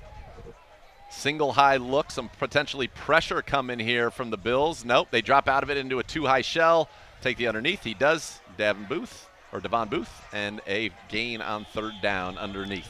This is what you guys were all baking on, by the way, is Taylon Green in the preseason. Like, that's all what we wanted. We want him in the fourth quarter to because he's got that high ceiling that's fun, man. We got a rugby scrum over here. Everybody's running in now. It's not Saints Cowboys. No, how about that? How about the German souffle right there, if you were a fan of Mid-South Wrestling, from the son of Big Papa Pump, Scott Steiner. Scott Steiner? Yeah. Rex Steiner, actually, the true name, the given name of that family, and he came in there. Oh, my word. Holy smokes. We're not going to like that one in the tape room. Nope. We're not going to have to talk about that. We don't have to. They can talk about that on BBD. Here, Men in Black. Where's Carucci? Is Carucci here? I have not seen Carucci yet. He's active. He must be on air on BBD. He must be. Yeah. He must be. Victor. All right, we're about to get some team red zone. It was close, Hoff. Now we're fine.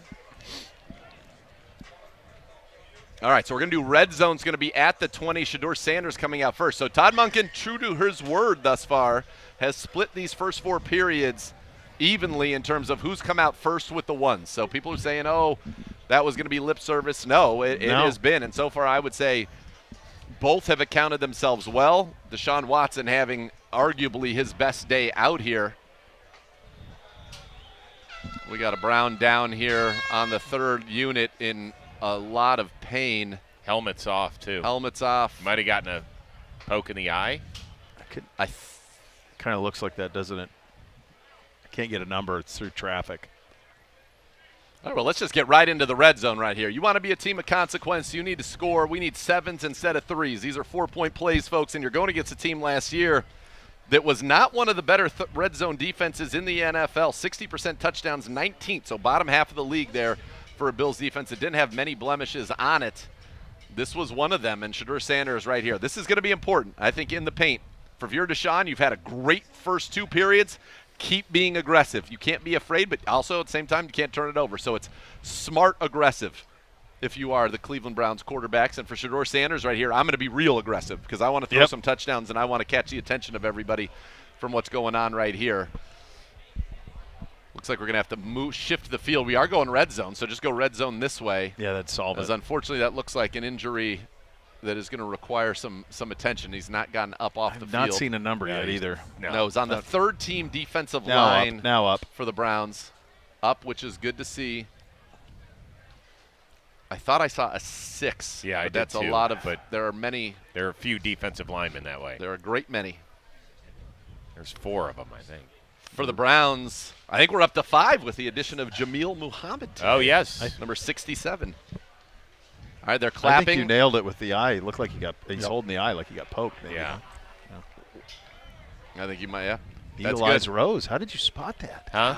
In that scrum. What a job out of you. I've what been a very vet. eye sensitive lately. I've come from a family of optometrists. Really? I'm very Wow, sensitive interesting. in that area. Incredible. No. Bio I didn't know about. I come from a family of after all these liars, years. obviously. That's what it is. Oh, I thought you said liar. I know they're all attorneys. Oh, no. Hey now. Hey now. So we still can't quite tell the All right, here we go. uniform number. Red zone at the 20. We are on the left hash. Sanders in the shotgun. Casey Concepcion wide to the right. Fan in motion in from wide to the left to a wing on the left. 2 tight ends. He's got Sampson on his right hip. Now he moves him into a pistol behind him. Whiteheart tight end to the right. Boston out there on the left at receiver. Sanders takes shotgun turn. Give. Little zone to the right. Tries to cut it back, but runs right into the defense right there. Landon Jackson, it looked like. Big number 94. So you could get a true stagger here because it looked like about a play ahead because of the which would be injury. great. So now you'll have Allen on the far end near field against our defense. It's Isaiah McGuire in verse. Campbell is out there. Allen hands in the middle, and he goes nowhereville. Isaiah McGuire. Sanders under center, turns, and a give off the right side. A little bit of hold. Thought maybe he could have bounced that one outside to the right there, Bo. Yeah, there was certainly room there to be able to do it. So, Joe, what are we trying to accomplish here? 11 on 11. We haven't played another team very much with our first unit. Offensive line-wise, what are you looking for here? Well, red zone, everything becomes compressed, right? The cracks in the run game that you're trying to create are going to be smaller. The windows in the passing game are obviously a lot smaller. They talk about having everything happen a lot sooner in the red zone. So precision with your technique and your combination blocks are everything. That's really a lot of the focus that you have because you're looking for inches and feet versus yards and first downs when you're in the open field. So precision, those combination blocks, that's what I'm always looking for. All right, they started in empty, exploded into a condensed formation, got Shedeur under center, trying to out-leverage them to the outside, and nothing doing right there for Dylan Sampson as they try to run a toss. And they are met by T.J. Sanders, their second rounder last year out of South Carolina, who blew that play up on the edge. 3 straight runs? 3 straight runs and minimal success. No, not much. Bills had a big play on the other end, kind of a play action, then screen back the opposite way for a big gainer. Good tackle in the middle right there. Got the feet tangled up. All right, Shedeur in the shotgun. Now he's got a triangle to his left. Tylan Wallace singled up on the backside. Now he gets help with Concepcion coming all the way wide to the right. It's going to be a screen out there. He's tunnel screen. He makes one guy miss. That's what he does. Yeah. That could have been good. So the timing wasn't great from Titus Howard getting out at the right tackle, Huff, but great job by Casey Concepcion. And that's guy, you give him one guy to beat, he's going to do it. That's the thing we always talk about on the line when you're getting out in a screen. Beat definitive with who you're going to take, because the receiver can typically make one-man miss in space like that. But if he doesn't know who it's going to be, it's hard for him to set that person up and make him miss. Great job by Concepcion there, and the blocker that was out front being definitive, giving him a clear picture so he knows the man he's got to beat. There we got a little pushing and shoving over here. It's big number 79, Ruben Spencer Brown. Spencer Brown, sorry. It was a Ruben mountain Brown's of a man. all day. All right. He was good, though. He's not There we still go. playing. I Shador don't in the think. shotgun. It's empty. They bring pressure off his back foot. Has to throw it for he wants to, and looks for Judy. Can't get it to him there. So Brown's ones looked a lot better in the middle of the field so far on the rundowns and on the pass downs than they have down here in the red zone, and that's part of it. The red zone is tough. Windows are, as you said, Hoff, they close faster. Guys can't move quite at the same speed because they don't have quite the same amount of room, at least to get vertically. Coming across the back of the end zone, they certainly can fly around. Let's see if Shador can end this one on a good note. I think they got the screen touchdown to Concepcion. Now we've got on a wing on the right, we've got Whitehart. You've got tight to the right, Isaiah Bond. Concepcion and Boston to the left. Concepcion moves. Ooh, that was a lot of that. So that was a play that had a lot of options. So you had a jet sweep or a pop pass that you could have given right there to Concepcion on that jet motion. Then they had a puller from the backside pulling in front, so the quarterback could have kept it and run quarterback power, or you do the quick hand off of the middle. He opted for the quick hand. Looked like maybe the quarterback power on the backside was there for him. There was actually another player that was in an orbit motion, so going behind the quarterback in the opposite direction, and they were setting up what looked like could have been a quarterback option, actually, as like maybe a fourth option off of that play. A lot of things going on there. All right, Deshaun now in with the ones in the shotgun, ball at the 8-yard line. He's got Concepcion and Bond to his left. Little screen set up for Rocket Sanders. Elton Jenkins out front, and Sanders is going to bull his way down to the 1-yard line. Very successful play. I think that's a big difference in the Todd Monken offense, guys. The screen game, and even the one that we didn't hit, that first one, that should have been a touchdown. We had 3 blockers for 2 defenders, and unfortunately they chose to block neither. But I think the screen game looks a lot better under Todd Monken, the timing of it and the variance in it. I think the people you're screening with helps too. Yes. Compared to a year ago. Well, yeah. Oh, yeah. Pretty good influx of talent. All right, Watson in the shotgun, ball at the 6 on the right hash. He's got Boston to the right, 3 to the left. It looks like Judy, Wallace, and Fannin. Sampson on the right hip. Going to be a straight drop for Watson. He's looking, tries to throw it up high to maybe got a flag there? Little flag there, looking for Harold Fannin. Ball a little on the back shoulder there. Probably had to put that one out in front of him and high. DeMar Hamlin didn't have vision on the quarterback. When you see the back of their helmet, try to put it over that helmet. Yep. Just a little bit on the backside there.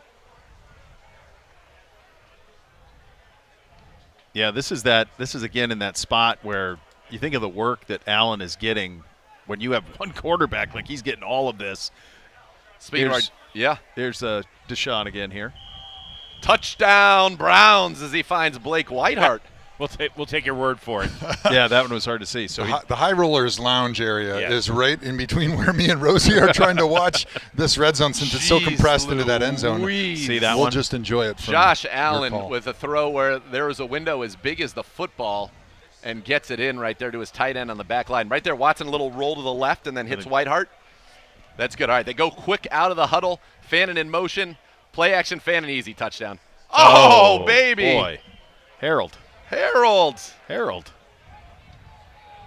are we doing, man? Now, that could have been a little less on that throw, but So that was kind of That one we did see. We saw a little bit of it. So Fannin was running the little arrow or flat into the flat space, and it looked like he was looking over his right shoulder, thinking the ball was going to come towards the sideline, and the ball kind of came over his head, so he had to adjust to an over the shoulder, and I think he just lost the ball when he turned his head from over his right shoulder to over the top. Either way, you should be able to make that catch, but yes. I think ball placement could have been a little bit better, Yes. but that's still one of those ones you've got to be able to catch. All right, Watson under center now. Turns. It's a jet sweep to Gage Larvidan around the corner. Gets there, picks up a couple. You know, I think something that we have to think about. What do you got? You got helmets off down here. Jared versus helmets off. I think he was on the sideline when the play started. I think that's what I saw. Oh, did he? So I he think ran in? Yeah, I think he ran in. Ran in. But Some words with for Todd Josh Monken, Allen. the last 3 years, he's had Derrick Henry and Lamar Jackson inside the 10. That is a lethal combination. Absolutely. It's 11 on 11. Right? Yep. And so now Nothing against the Browns, but just don't have different that. Yeah. different personnel. And we also don't have Quinshon today. For Right. those who are just joining us, Quinshon Judkins not participating for the second straight day. Watson in the shotgun. Oh, And that's the That's one a that bad you can't one. have. That's the one that you can't have right there. I either didn't see the linebacker trying to throw a post right there to Isaiah Bond. That's Jordan Hancock, who's had a really good camp for them, for the Bills. And either needed to get that up over him or he needed to get that around him. But now you got to bounce back from that because you're having a great day, and then all of a sudden that can be a momentum killer, and that'll be the last throw in this period for him as Dylan Gabriel comes back in now. that last group of plays was with the twos Yep.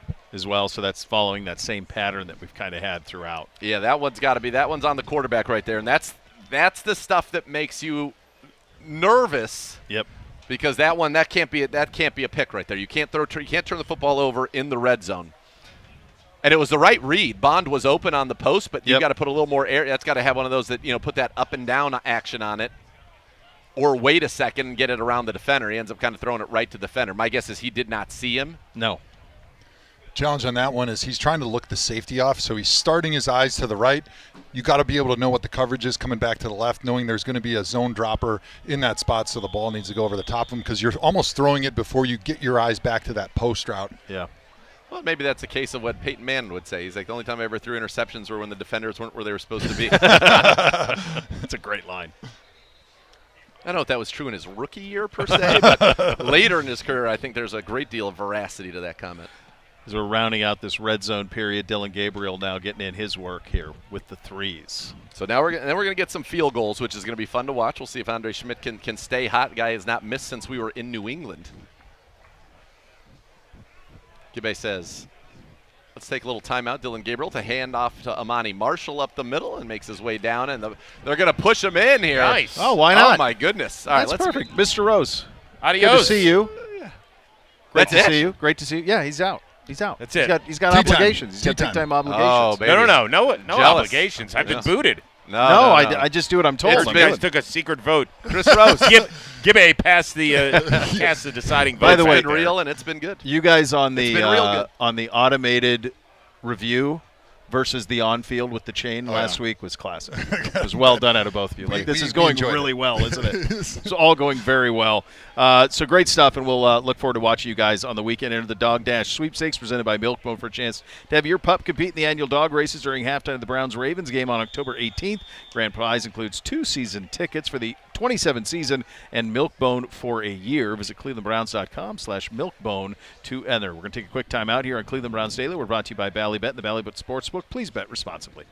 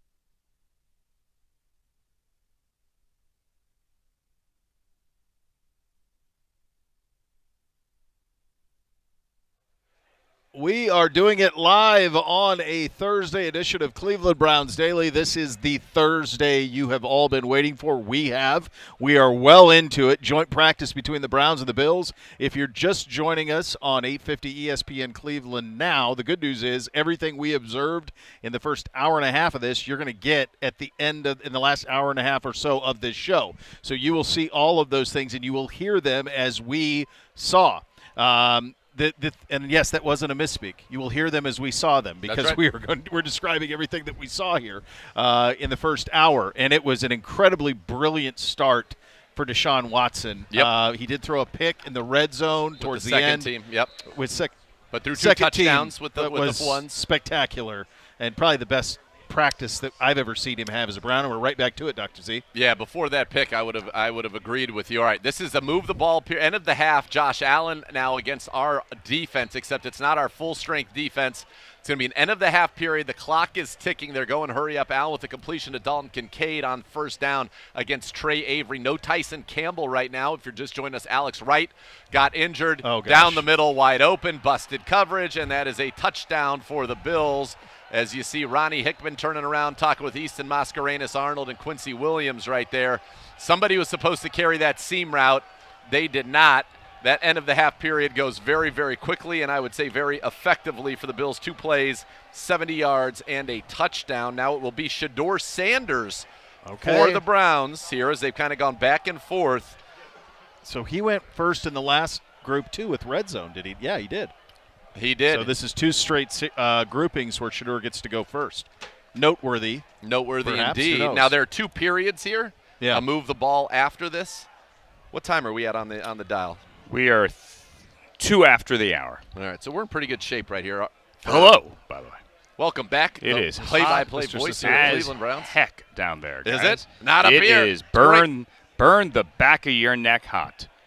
All right, well, I'm glad we're up here in our perch. How about that Taylon Green to Tylan Wallace ball? We talked about Very Taylon Green excited. then running it in after that. Yeah, I was standing right there. It is a thing of beauty. Get ready for some fourth quarter fun. If you're just joining us on the radio, no Quinshon Judkins at practice today. No, and Alex Wright left on a cart, and we're hoping that it is not serious. This is Shedeur. This is a big set of downs. This is an end of the half period. Shedeur in the shotgun. 2 receivers to his right, 2 to the left underneath to Dylan Sampson quickly, about 5 yards or so, and gets out of bounds. They're going to say the clock's running. Clock is running. Browns have got to go. Hurry up. They thought they were huddled, and they are not. No, now they are huddled. Now they did get out of bounds. Yeah, I thought he was out of bounds. All right, got about 7 yards there. 2nd and 3 out around the 43-yard line. Shedeur Sanders right here trying to match Josh Allen, who went down the field in 2 plays. Got Concepcion in Boston to the right. He's got Jerry Jeudy to the left. Harold Fannin on a wing to the left as well. Dylan Sampson in the backfield on the right, hip in the shotgun. Concepcion motions. He's going across the middle, deep dig to Boston, out in front of him. Good catch, diving catch by Boston, and they're into Buffalo territory at the 45. Calling the play as they go. Jeudy and Concepcion to the left, Boston and Fannin to the right. From the right hash here, Shedeur Sanders in the shotgun. Takes the drop. He is looking right. Comes up a little stop route to Boston, a little short arm underneath. Incomplete there. Incomplete to Denzel Boston, who caught it on the short hop. He did. But did not fool the officials. Boston working against Maxwell Hairston, who was a number 1 pick a year ago, banged up for a lot of the year, and he actually missed about 2 weeks of camp, so he is back out there. So that's a nice little battle on the backside. Out of Kentucky. All right, 2nd and 10 for the Browns. Shedeur sends 3 out to the left. Bond wide to the left, Wallace slot left, and in a tight end formation, you've got Harold Fannin. He's got Malachi Corley wide to the right, Sampson on his right hip. They get a false start, it appears. Yep. That's going to be a false start on Harold Fannin. At least that's what I know. We're going to get the offsides on the defense. I like this official. I like the cut of his – I like his style right there. Todd likes it too. Todd likes it too. He was Bradley really Chubb said that there was a flinch from Fannin, and he jumped. The officials didn't see it that way, and so that's going to bring up 2nd and 5 from the 40 right now for the Browns. 2nd and 5 from the 40. We can't see the time on the clock, unfortunately. That has always been an issue when they're on that field here. Just play this clock. End of game. Or is it that? No. Yeah, is it play that? clock? No, we can that's see. going up. Going up, yeah. play clock over Play there. clock's at 19. By the way, it's not 2:55 either, so I don't know I'm what's not sure going on what right that there. is there, no. All right, Shador in the shotgun. He's got Corley and Wallace to the left. Now we got a little discombobulation. The Browns are going to have to burn a timeout, and the Bills are loving they're that on happy the about that. sideline. And that's the stuff. That's the stuff that you just wish we could get that part of it out of here. So that Especially it's after a not- we're penalty looking- like Well, that. of course, you get Yeah. a penalty. You're It's all huddled up. gone. There's no reason for that. Especially late game in the situation. That's a valuable tight end you burn now. 2nd and 5. Corley and Wallace to the left. Blake Whiteheart, tight end on the right. Bond wide to the right. Sanders in the shotgun with Sampson on his left hip. Two high safety kind of shell look. Now they pull a robber down to get on Wallace, but that's an even better ball from Shador Sanders right there. Now Bradley Chubb says it was a sack. He's celebrating. Nobody else is acknowledging it. I'm certainly No, not. that was not. You kind of had a delay blitz. You had Cole Bishop walking up. First down for the Browns at about the 22. Sanders got 2 to the right, 1 to the left. Looking left for Corley on speed out ball, dangerously He inside. did catch it. But He caught it. there, Clock as running. he catches it in front of Christian Benford, Corley does. Clock's running. Corley gets the ball in. Got to get up. Looks like a spike coming. And they clock it. Clock it. Nice bounce right back to him. And field goal unit coming out, or no. No. Still in it. So, yeah, it's hard when we don't know the time that they're working with. 3rd and about 2. Got the rookies and Judy coming in. Yep, rookies and Judy, along with Harold Fannin here. 11 personnel for the Browns. 3rd down and about 2. Do they spread them out and try to run for the first down? We don't know how much time's left, if that's even an option in the playbook right now, or if you've got to throw it. We know they had to spike it last time. Boston wide to the right. Fannin, Concepcion. Concepcion a little bit of a stack to the left. Looks like he's in a spot where he's going to come across in motion here. And yes, he does come across from motion from left to right. Gets that running start. He runs an out. Got Sampson underneath. Had a step right there working against Keontae Jenkins. And Sanders just a little wide to the right. So clearly it is a touchdown-only situation for the Cleveland Browns right there. They're trying to get the speed out to Concepcion off of that motion we saw earlier. Well covered by the Bills. Comes back left. Had Sampson just a little too far out in front of him. Yeah, just let him. Let him too much on that one. And so now you get a 4th and a yard. 4th and a long. We'll call it 4th and 2. In the shotgun, condensed formation. They're going to go empty, looking to set up the screen to the right. Come back, throw across the middle to the left to Fannin, and he is not. Well, they're going to give it to him. Boy, They're we'll going to take give that it spot. to him. First down, Browns. Wow. Home cooking. Let's go. The Bills protesting. Too bad. Going to have to spike it. They do. Bills are hooting Oh, and you got a hollering. false They got start. a false start, Josh which Allen's- is a 10-second runoff if it is. Allen's These are clearly asking for a AFC false North start. refs. I thought we did have a little bit of – I don't think we were all set there, which would have been what happened yesterday, but fortunately not to these officials. All right, so the Browns got to get in the end zone. They've got 2nd down at about the 11. We got 2 to the right, Bond and Fannin, 2 to the left, Boston and Concepcion. Actually, that's Judy to the right, and that's a sack. That's a sack. Greg Rousseau. And you can't have that. That's going to be a sack. Clock running. You got to hurry up. Got to hurry up. They're all doing the tarv. Wait a second. What is It's that? universal. Got to spike it. Got to spike it. Tick, tick, tick, tick, tick, tick, tick, tick, tick. No, they're going to go for it. This is going to be for the game. To the end Take a zone. shot. Up for Boston. One hand. Oh. And now the Bills come out, and they're doing the tarv. Yeah. Only Are they tarv doing can this? do the tarv. Are they doing like Well, they had a little bit of this motorcycle thing? earlier. They're doing this. I'm not sure what they're the doing. corner just put his wrist up. All right. Still a solid drive. Got down a good chunk of the field right there, did Shador Sanders. Browns could not get it into the end zone. And now we've got one more period to go here, and this is going to be a move the ball period. We'll see if the Browns offense, see if Deshaun Watson gets an opportunity here. Yeah, a couple of procedural things there, though, that kind of undid you. You get the free 5 yards, and then you got to burn the timeout, which you hate to see. And then whether, obviously, these officials didn't see it, we'll take it, but could have been a false start on that spike as well. So those are the things that just that'll just kill you, those type of things. Couple of good balls. The one to Tylan Wallace, which was the big one on Yep. the 3rd down, and then he had a nice ball to Malachi Corley on the out. Josh Allen and the Bills offense back out here. Last time they were not out here for long. Still Trey Avery, no Tyson Campbell in these team situations. He's had some of them he's been in. Yeah. some not. Back to that last throw.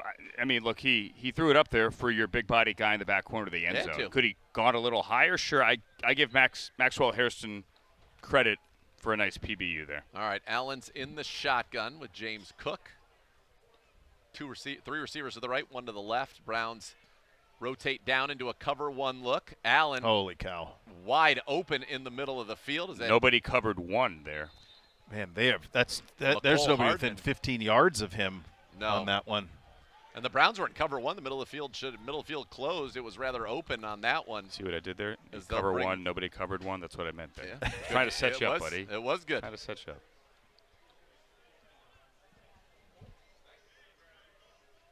I don't know how This he has got only that been free. 3 plays for Buffalo. Yeah, they picked up 2 about 80 yards. 70-yard touchdown and a big chunk there.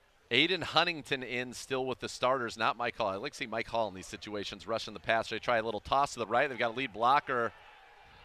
I mean, that was legit. It was a 30-yard run. Yep. So the Browns' first-team dancing through defense the right second now is level. getting cooked, unfortunately. Yeah. Yeah, that was they started to get momentum in that last group of plays over here with Allen where they went right down, and now they're in the move the ball here. They're having their way for sure. Down to the 35. I think really it might have been, I don't know when that play would have ended. Well, that was one of those ones where it's a, Yep. get a hand on sort of, but it was hard to imagine you'd be able to get leverage to get a tackle. Allen under center. He's got a fullback in front of James Cook. They turn, give. Oh, he ball fumbled on the it. ground, and Alex Isaiah McGuire McGuire. got it. Isaiah McGuire on the ball. Browns football. Oh, man. What a play. That's a Just fumble. put it James right on the Cook ground. Puts it on Just the ground. unforced. Isaiah Yeah. McGuire gets it. And that'll do it for this portion. Do we get a Browns offensive period? We got time for one more? Botched exchange. It looks like we do. Looks like they're talking about it. Sean Watson puts his helmet on. The Browns offense coming down. I think big drive for Deshaun Watson here. We got 8 minutes left on the clock. Well, 8 minutes left until this practice is scheduled to end. I saw Todd look over to Joe and was kind of Should we do say, one? can we get Yep. one more? Can I get another one? And it sounded like we're going to get one. So Deshaun started off today, I thought, was having the best practice he's had all training camp, making big-time throws at all levels of the field. Well, had a good red zone period as well. Just The one interception, mistake. One mistake right was a there. big but one, but- that's the last ball he's thrown. So let's see Yeah. how he bounces Been a back minute. from that right here. See if he can pick up a couple of first downs. This is a move the ball period. Watson comes out quick under center. Dylan Sampson in the backfield. He's got 3 receivers to his right, 1 to the left, Denzel Boston. Changing the play. Changing the play. They're showing off coverage. Now they're moving it up on that backside against Boston. Turns, gives to Sampson up the middle. Able to kind of submarine ahead for about 4 or 5, I would say. Yeah, something like that. Bring 3 or 4, something like about that. a 2nd and 6, it looks like, I think that's fair. from our vantage point. All right, Fannin to the sideline. We're seeing, I will say, it feels like Blake Whiteheart is in more than maybe you would have expected, and Fannin is not right now every snap. Watson in the shotgun, actually in the pistol. Behind him, he has got Sampson. Whiteheart motions across to the left side of the formation. They're going to run a stretch out to the left. They've got good blocking. Sampson's able to pick up another 3 or so, bringing up what I'd call 3rd and 3. So run. I guess you got to consider it 4-down territory for the sake of the drill. Here comes Fannin. Fannin back in along with Luke Floria as too, well. huh? And they're going to match it. They're going to send a big fella off, bring a corner in. On the other side are, as Jordan Hancock, the safety out of Ohio State, makes his way onto the field. All right, Watson in the shotgun. He's got Boston and Floria to his right. I think that's Judy and Fannin to his left. Judy motions in tight to the formation. Watson looking a little inside.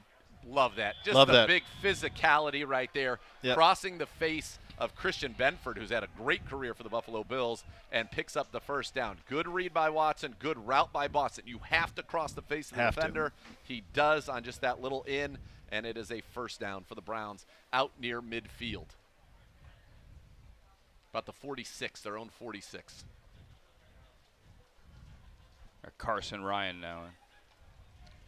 You got Whiteheart on one side, Carson Ryan on a wing to the left, actually kind of offset with the pistol. He's kind of to the left of Watson. Behind him is Sampson. They turn, quick give to Sampson. Get to the outside. He's got a hole. There he goes.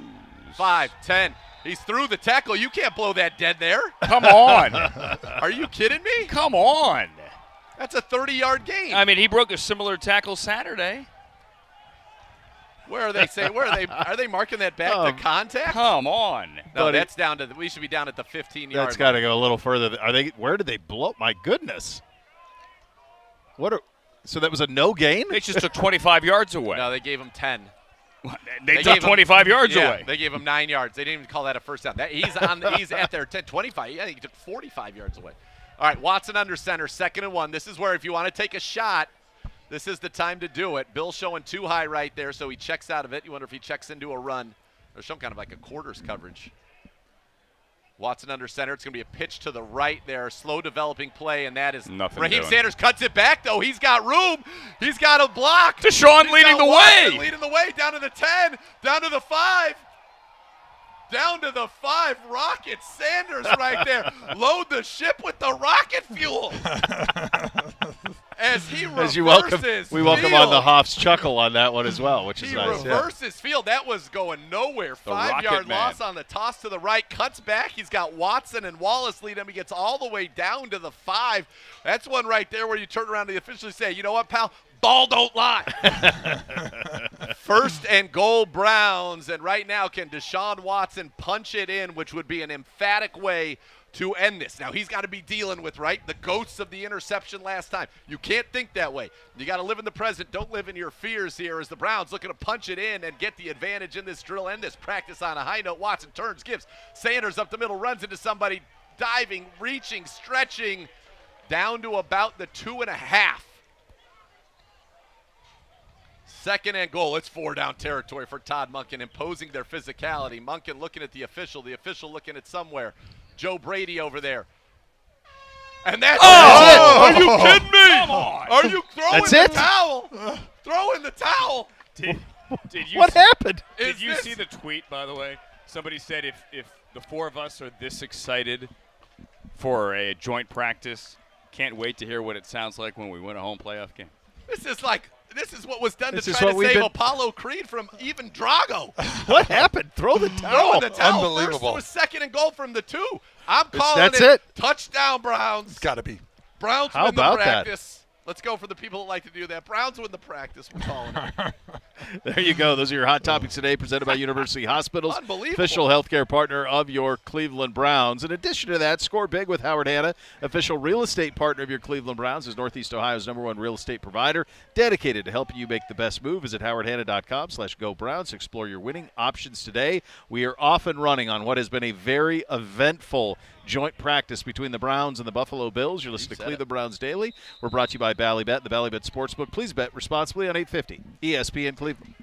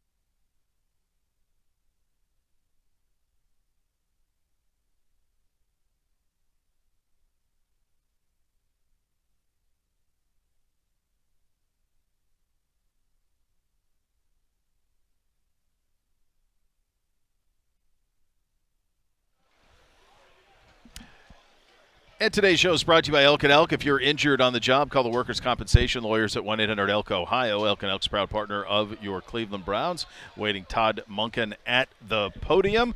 Monk exchanging some pleasantries to former players and stuff, and coaches as practice between the Bills and the Browns is in the books. Dr. Z is here. The great Hoff is here.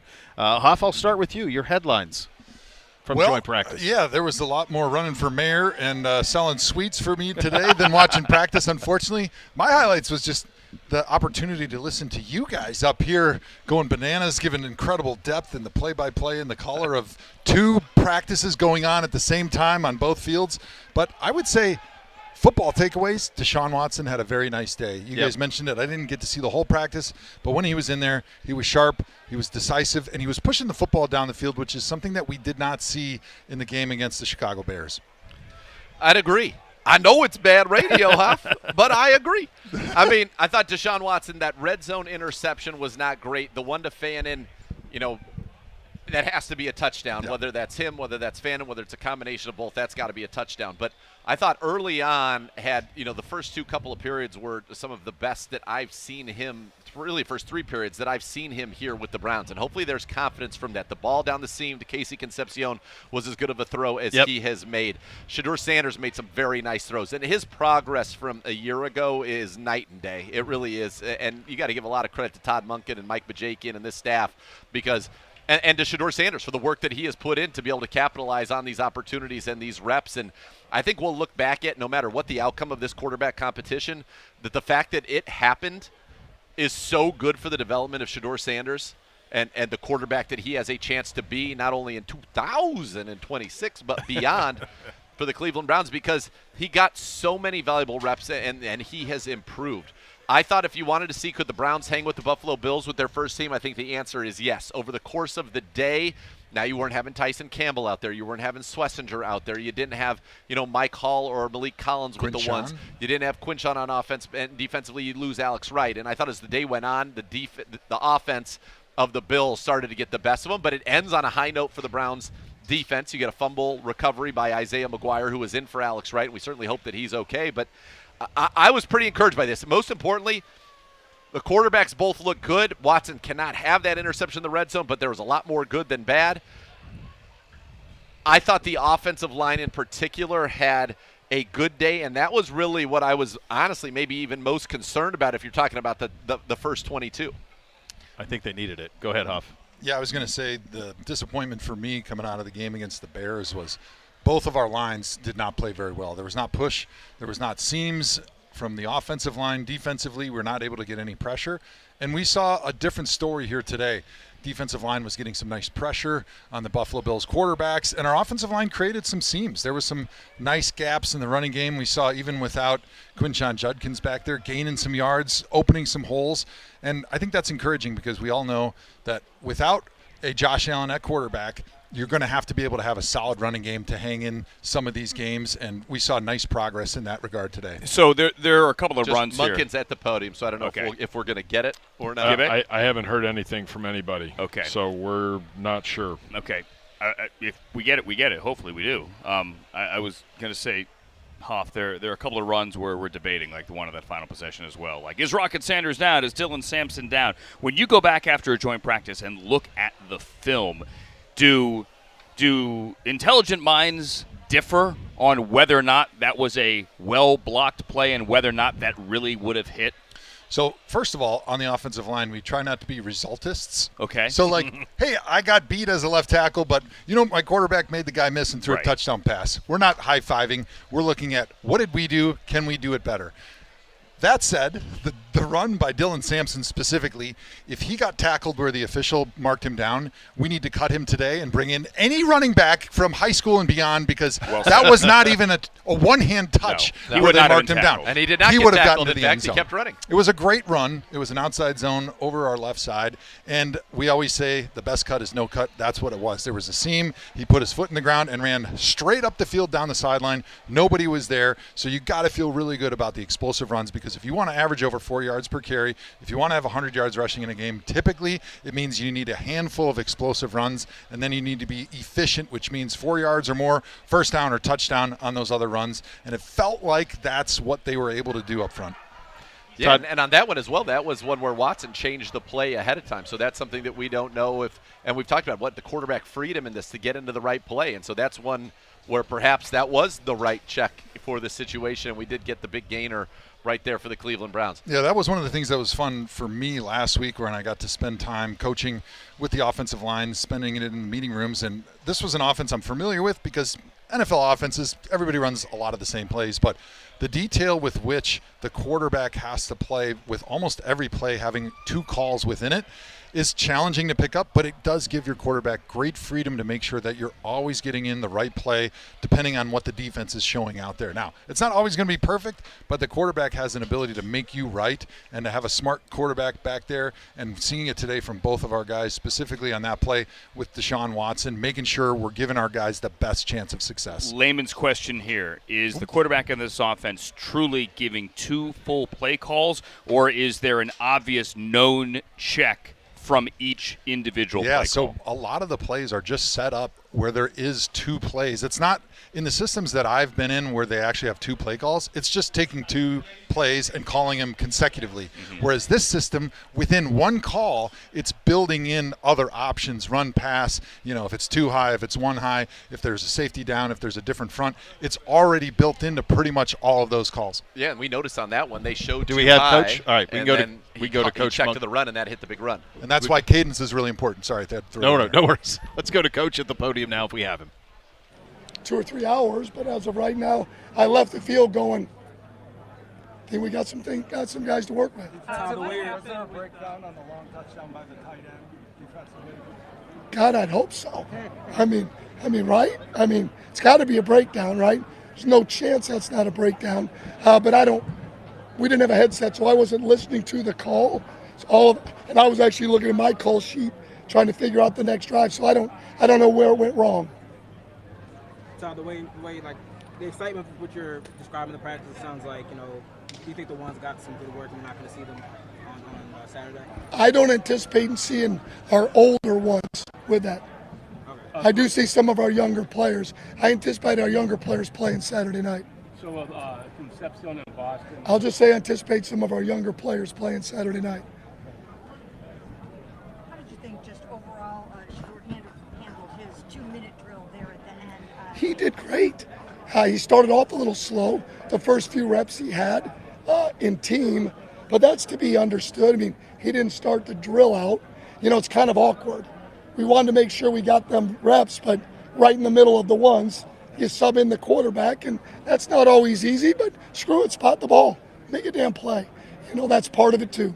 And then you gave him 2 reps with the 2s. Well, what we had to do to even it is, when it was 10-7, is how did we make sure that Deshaun and Shedeur got, say it was, with the 2-minute and everything else, let's say they got about 30 reps apiece, where Dylan would get like 15, and where we'd get Talon, say, about 6 or 7. That's what we were kind of thinking. So that means they had to get with some of the 2s. No, it's not easy. I'll send you with the 2s, but otherwise, I'd rather have the reps and live with the disruption. What questions do you still need to be answered before you can make that quarterback decision? Oh, I don't. I haven't looked at the tape from today, and we haven't played Saturday. So that's all still part of it, right? Just like every day is. You talk so much about figuring out what you guys do well and sort of leaning into those things. How much did today, I understand you haven't watched the tape yet, you obviously the game Saturday, how much did today kind of help you figure out some of the things that you guys do well? I don't know that yet. I'll have a better idea come Monday after this and Saturday to kind of say from 1 to 53 or 1 to whatever, 68 or whatever's on practice squad of who we are. And they rotated guys. It wasn't all just the ones, right? We certainly have our work cut out for us. But I'm really proud of our guys, the way they competed on offense. I'll get a chance to watch the defense. But really proud of the way the guys again, got after it a little bit, and we had some of our skill guys make some plays, and so did our quarterbacks. There was a few things that obviously we can be better at, starting with me. Todd, one of the guys that was making plays was Casey, kind of really involved, and he felt very confident out there too, going against the Bills. What does it say about him, his game as a rookie, that he's out here that confident in a joint practice? It's just who he is. I go all the way back to when we first met him. Unfortunately, he's got a little bit of a stuttering problem, right? But when you meet him, he doesn't blink. It doesn't faze him. He never apologizes. He just gathers himself and speaks. It's pretty freaking cool, man. It says a lot about him. He's not embarrassed. He doesn't blink. He just loves playing football, man. You can see it. That's why he was a first-round pick. It looked like a fan that got blown up a little bit under his blocking. Considering your depth problems at tight end, how big a concern is that position group right now? Oh, it's a concern. With all the injuries we've had, trying to develop some guys, it's a concern. I don't think where we're at now where we'll be when we start the season. I've been really pleased with Harold and Blake. And Carson's come a long ways. I think we get Mike back at fullback here in a week. I think that'll help. Todd, you talked about things getting edgy but not going over the top. Is there like a sense of relief for you that you got all the work in without anything kind of erupting? Yeah. But you only are on one field, right? I was just hoping if it erupted, it had been on my field. I didn't want to end up having to run all the way over there and then run all the way back. That's a credit to them and us. They talked, our guys talked, went right up to the line, and that's what it should be. That's what it should look like. If anybody wants to know what a joint practice should look like, I can't speak to the other side. That's what it ought to look like. Competing, we weren't on the ground a ton every now and then. Guys talking, guys competing, and having restraint. Todd, a similar question to the tight ends, but I know you don't have an answer on Alex yet, but just with all the injuries that you guys have had up and down the line, how have guys adjusted, and how concerned are you these last few weeks here? I really haven't been that concerned because really, we haven't had anything really long term. We've had to let go of some guys because we needed to get some bodies in, but they weren't still going to be long term. So we'll see what happens with Alex. But, it's the nature of the game. But we've been pretty well calloused, and we came out today, especially on offense. We had our whole line together, right? We didn't have Q out there, had our quarterbacks, had the rest of our backs. Wideouts were out there. So we're actually pretty clean right now on offense. And we'll get some of those other guys back on defense. How much of a disappointment is it that Q wasn't able to participate in this? He's a mainstay in your offense. He is, but he's been out there all the time till now. I'd be more frustrated if it's been 2 weeks, but out of precaution, I think he was smart with where he was at. Todd, Deshaun went first. You split the reps, pretty evenly. Do you feel like there's a world in which one of those two guys was able to gain sort of significant ground on a day like today? Hard to say without watching it, because you're living at the result, and did we get the ball out? Were our eyes in the right spot? Again, I made the mistake in 2 minutes. Again, before I see it, I won't comment, but I've been pleased with both of them, and I was pleased with both of them today. We're not where we want to be, and we don't have to be. We got a couple more weeks. Sean will still come in the third quarter. Shedeur will play the first half. Dylan will play the fourth quarter, within reason. If Sean takes a drive into the fourth quarter, he'll continue it.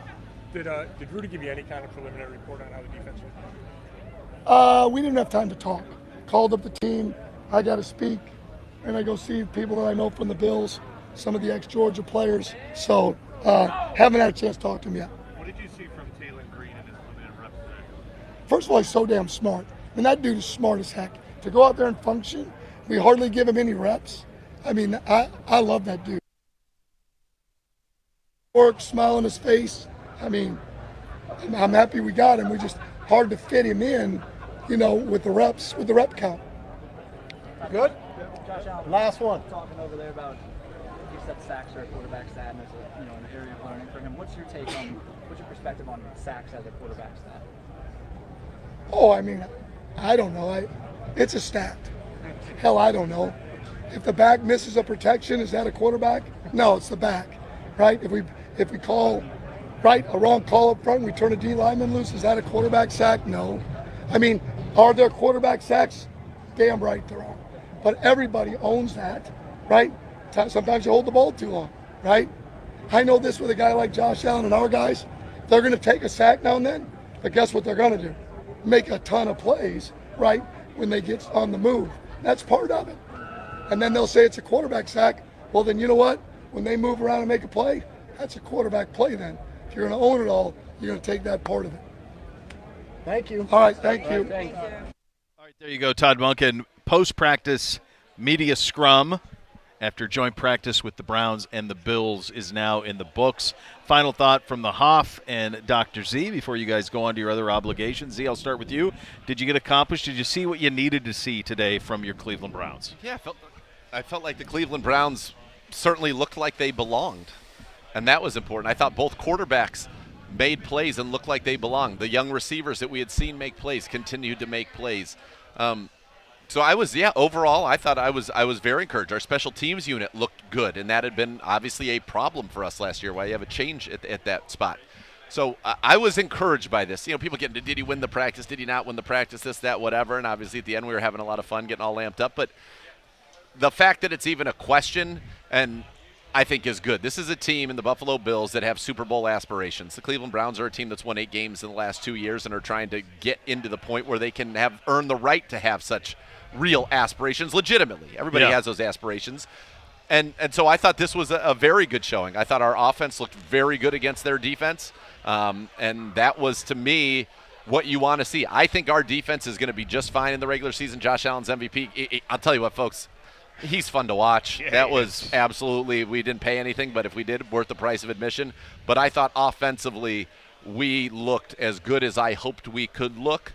And both quarterbacks, I think, at times made big-time throws. Deshaun made a couple of big-time throws. The one that Deshaun threw to Malachi Corley, that Shedeur threw to Malachi Corley, in beating the linebacker, trying to undercut it, and then Corley runs it up the field, should have been a touchdown. That's a big-time throw. They were both big-time on third downs when they needed to understand what we have to do to get to the sticks. That was good. I'll be honest, more encouraged about our quarterbacks and our offense than I truly thought maybe I would be. I tell people all the time, what are we going to be this year? I don't really know, but I think we'll be more fun on offense, and I think we saw that today. Yeah, we took their punches. We fought back. We hung in there. We had our moments. They had their moments. But when you're talking about having a joint practice against a team that has legit Super Bowl aspirations, like Z mentioned, and to be able to sit there at the end of the day and honestly, even without our Browns-colored glasses, to say, hey, we feel like we got an argument where we won that practice. We finished really strong. I think you have to feel really good about the progress that was made in the last week and specifically in this practice, hanging in there with one of the Super Bowl champs, having our moments, and showing a balanced team. Run game, stopping the run, getting some pressure on the quarterback, throwing the football down the field. Our young weapons continue to show up. Some of the screen games that Coach Monken is employing, especially when they get down to the red zone, I think they're going to do a great job on offense, spreading the teams on defense, sideline to sideline, taking advantage of those windows and keeping the defense on their toes, which is not something we could always say in years past. I know you guys both have to bounce. Mr. Siciliano and I will continue. You're listening to Cleveland Browns Daily. We're brought to you by Bally Bet and the Bally Bet Sportsbook. Please bet responsibly.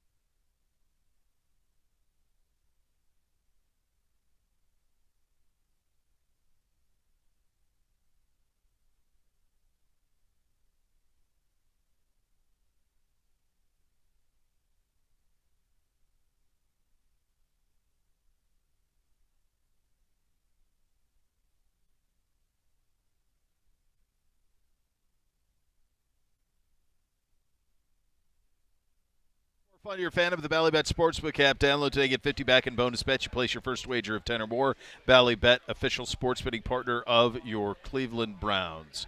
Merely Bo, the great orange jacket, Mr. Siciliano, Hello. joining you here. Well, this is the one we've been waiting for, Yeah, bud. This was the one we've been waiting for.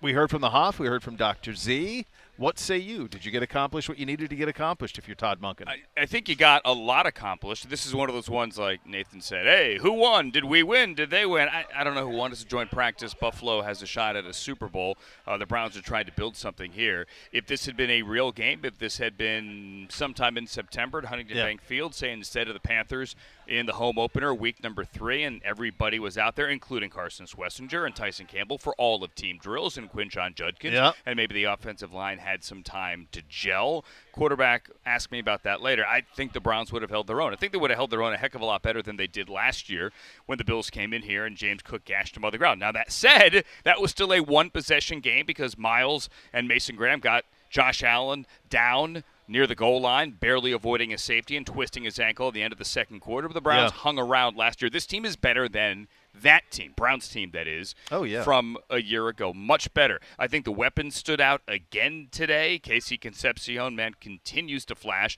I'm a big Dylan Sampson fan. And no, is he going to be the powerful inside runner that Quinshon is? No, the holes have to be there, maybe more so than Quinshon, as Monken said Tuesday on the coaches show with Nathan. Heck, we blocked it for 2 and Quinshon got 8. Yeah, right. In that game against the Bears early Saturday at Soldier Field. But I think Dylan Sampson can be an effective runner. It's really hard for me right now because Josh Allen at times made it look easy. He did today. Yeah, he did. Let's be fair. It's hard for me to really get a real read on this defense because of the fact that you don't have Schlesinger. Campbell was in there, but not truly in there. And there is just no depth right now on the D-line. Mike Hall got in there with some second-team reps, but he's yet to work his way up to the first team. This was not a fully operational battleship, let's put it that way. No, and then, you have the injury to Alex Wright, which just, who knows? We saw the video. Yeah, we saw it. It looks like a lower leg, an ankle of some kind. Don't want to speculate. Yeah, so that added to it, and so you're shorthanded up front to begin with, and I mean, just telling it like it is, Allen was surgical, and went right down the field. And there was time when the Browns overloaded the right side, and James Cook flares out to the other side. And they just had the answers to the test. Easy, yes. But to your point, no Tyson, no Carson, and the defensive line was kind of a mismatch in terms of who was there. Tyson was out there, but not always in 11 on 11. Always more out so there. than he has been doing recently. For sure, more than the last couple of days, but certainly not out there the way that he would have been. What I was most concerned about, and we'll finish our conversation with the quarterbacks in a second, but what I was most concerned about was could our offensive line hold up because they haven't been holding up against our defensive line, and that's been a theme throughout camp. And I think they did. I think they pointed themselves very well. I thought they run blocked it pretty well. I thought they pass protected pretty well, knowing that Buffalo isn't the best pass rush team, but they tried to address that in the offseason, so we'll see. But I thought our offensive line held up very well. And obviously the million-dollar question is quarterback, and you heard Todd. We played a great portion of the press conference that he had, that he's missing some data points, hasn't seen the film from this, hasn't seen the film from the game Saturday either, so those will be the last two things. I will just acknowledge I had this wrong because my hunch was in July I anticipated that I would, based on rep count here, have an answer to the test. There's no answers to the test if you're looking for the rep counter because it was totally even today. Yeah, it was. Have you noticed a change in tone? And I want to be careful how I say this. Todd Monken was not negative about the quarterbacks early in camp, but there was a lot of emphasis, and sometimes he was answering the questions asked to him about cadence, about the operation. Right. Operationally, both of the guys had a lot of room or a lot of work to do. Deshaun was certainly better than Shedeur early, but Shedeur has gotten better. And the last, I'd say, week, especially after the Bears game, he has been, I would say apologetic, but like over the top with the praise for both guys. Yeah. Have you noticed that? And maybe he doesn't want to play his hand, although people are reading between the lines with everything he says.